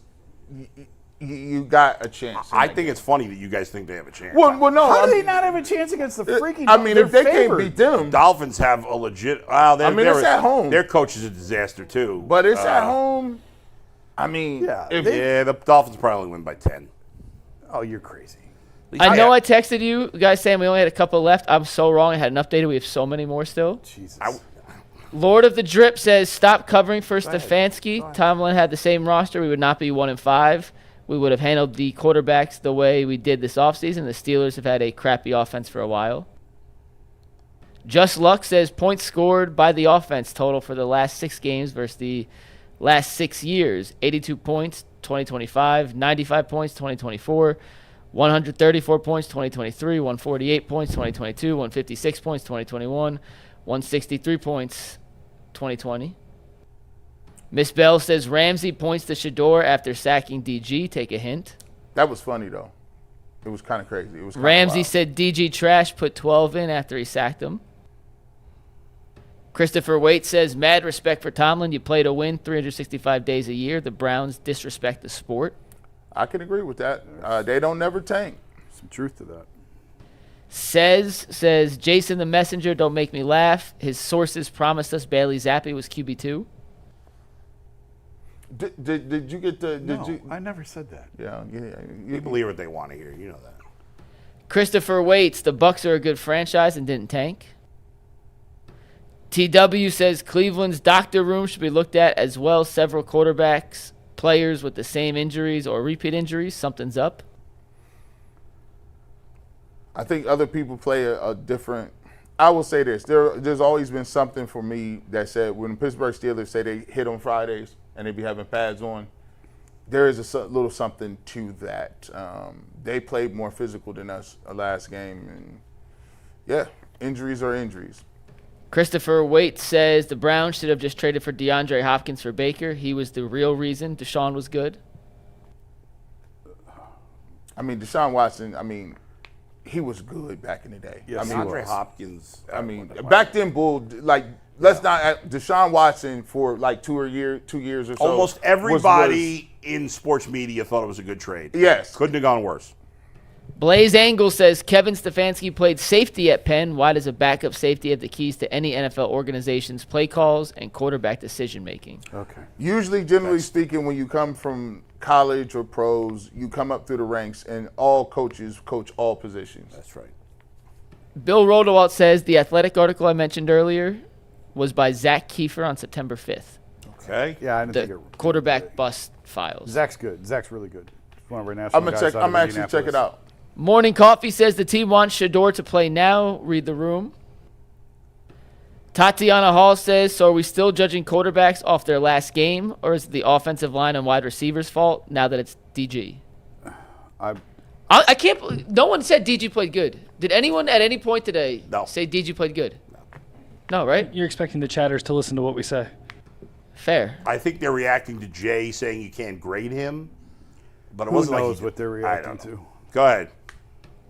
Clint, number 1, says, I don't understand you guys. My G, are they trying to lose or are they incompetent? Based off y'all, they have always made bad decisions. I think some people are trying to win and some people are trying to lose, but incompetence does not care about what your intentions are. I don't think they are intentional. I don't think one player on that team is intentionally trying to lose. No, I don't think one coach on that team is coaching to lose. The thumb has been placed on the scale to. If it you is don't, what it is. They don't have. First of all, they don't have the horses. They've missed on a lot of picks. They're cap strong, and they're playing young players. They have 14 rookies on this team. About 7 of them undrafted. 8 of them undrafted. You're not going to win with You're that. not going. That ain't going to work. That's how you put the thumb on the scale. Yeah. 14 rookies on the team. And No. they just traded the guy. Flacco was a captain. They traded him midweek. Yeah. Starting corner midweek. Yeah. Kwame Howard says, if Gabriel was such a smart quarterback and a leader, why wasn't he calling any audibles? I mean, Don't know. Maybe he's not allowed to, or maybe It's his second NFL start. it's The against Titans just Steelers. fired their coach, by the way. First coach fired. If you had Brian Who? Callahan. I was just saying he was going to get fired. That is Yep. wild. Officially the first coach fired. Not a Morning surprise. Coffee says, when Shador wins, don't cheer, don't comment. I'll be cheering and commenting. Actually, I'm going to throw a block party. You know, people should like put names on it instead of just generically saying that bullshit. If you got a criticism of somebody, then say their name. I don't understand. Like, who are you talking to? Well, the next super chat is directed at Jason. Jason, who won the Johnny Unitas Golden Arm Award? I'm guessing it's Shador. Probably Shador. Charles T says, they meant when all these guys played in college together, Sanders was rated second best in college. What rated by who? What does that mean? I'm just Unclear. looking for clarification. Miss Bell says, if Stefanski is trying to win, I have some land to sell you. No. Kevin's trying to win. Pete Crawley says, Bull, for reference, Cam Ward was rated as the consensus number 1 quarterback before the draft. Shador and Dart were 2 and 3. Dillon was rated number 7. Play Shador. That only By mock matters. drafts, It who only cares? matters that once the draft hits. I want to see Shador Sanders play, but I don't care. I don't care about what mock draft said. Rated. That's what people are talking about. Rated. Based on mock drafts. None of those guys work in the NFL. And it's all groupthink. That's why. Next, Crown says, you know why they don't care? They've made about $5 billion in increased valuation. A stadium coming. Talk about falling upwards. House money. See you in 2029. Now that Billionaires just want to keep us fighting with each other, folks. I can't believe everybody hasn't figured that out yet.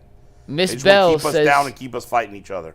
Miss Bell says Shador dropped on hearsay and behavior, not talent. That's just not true. That's just not true.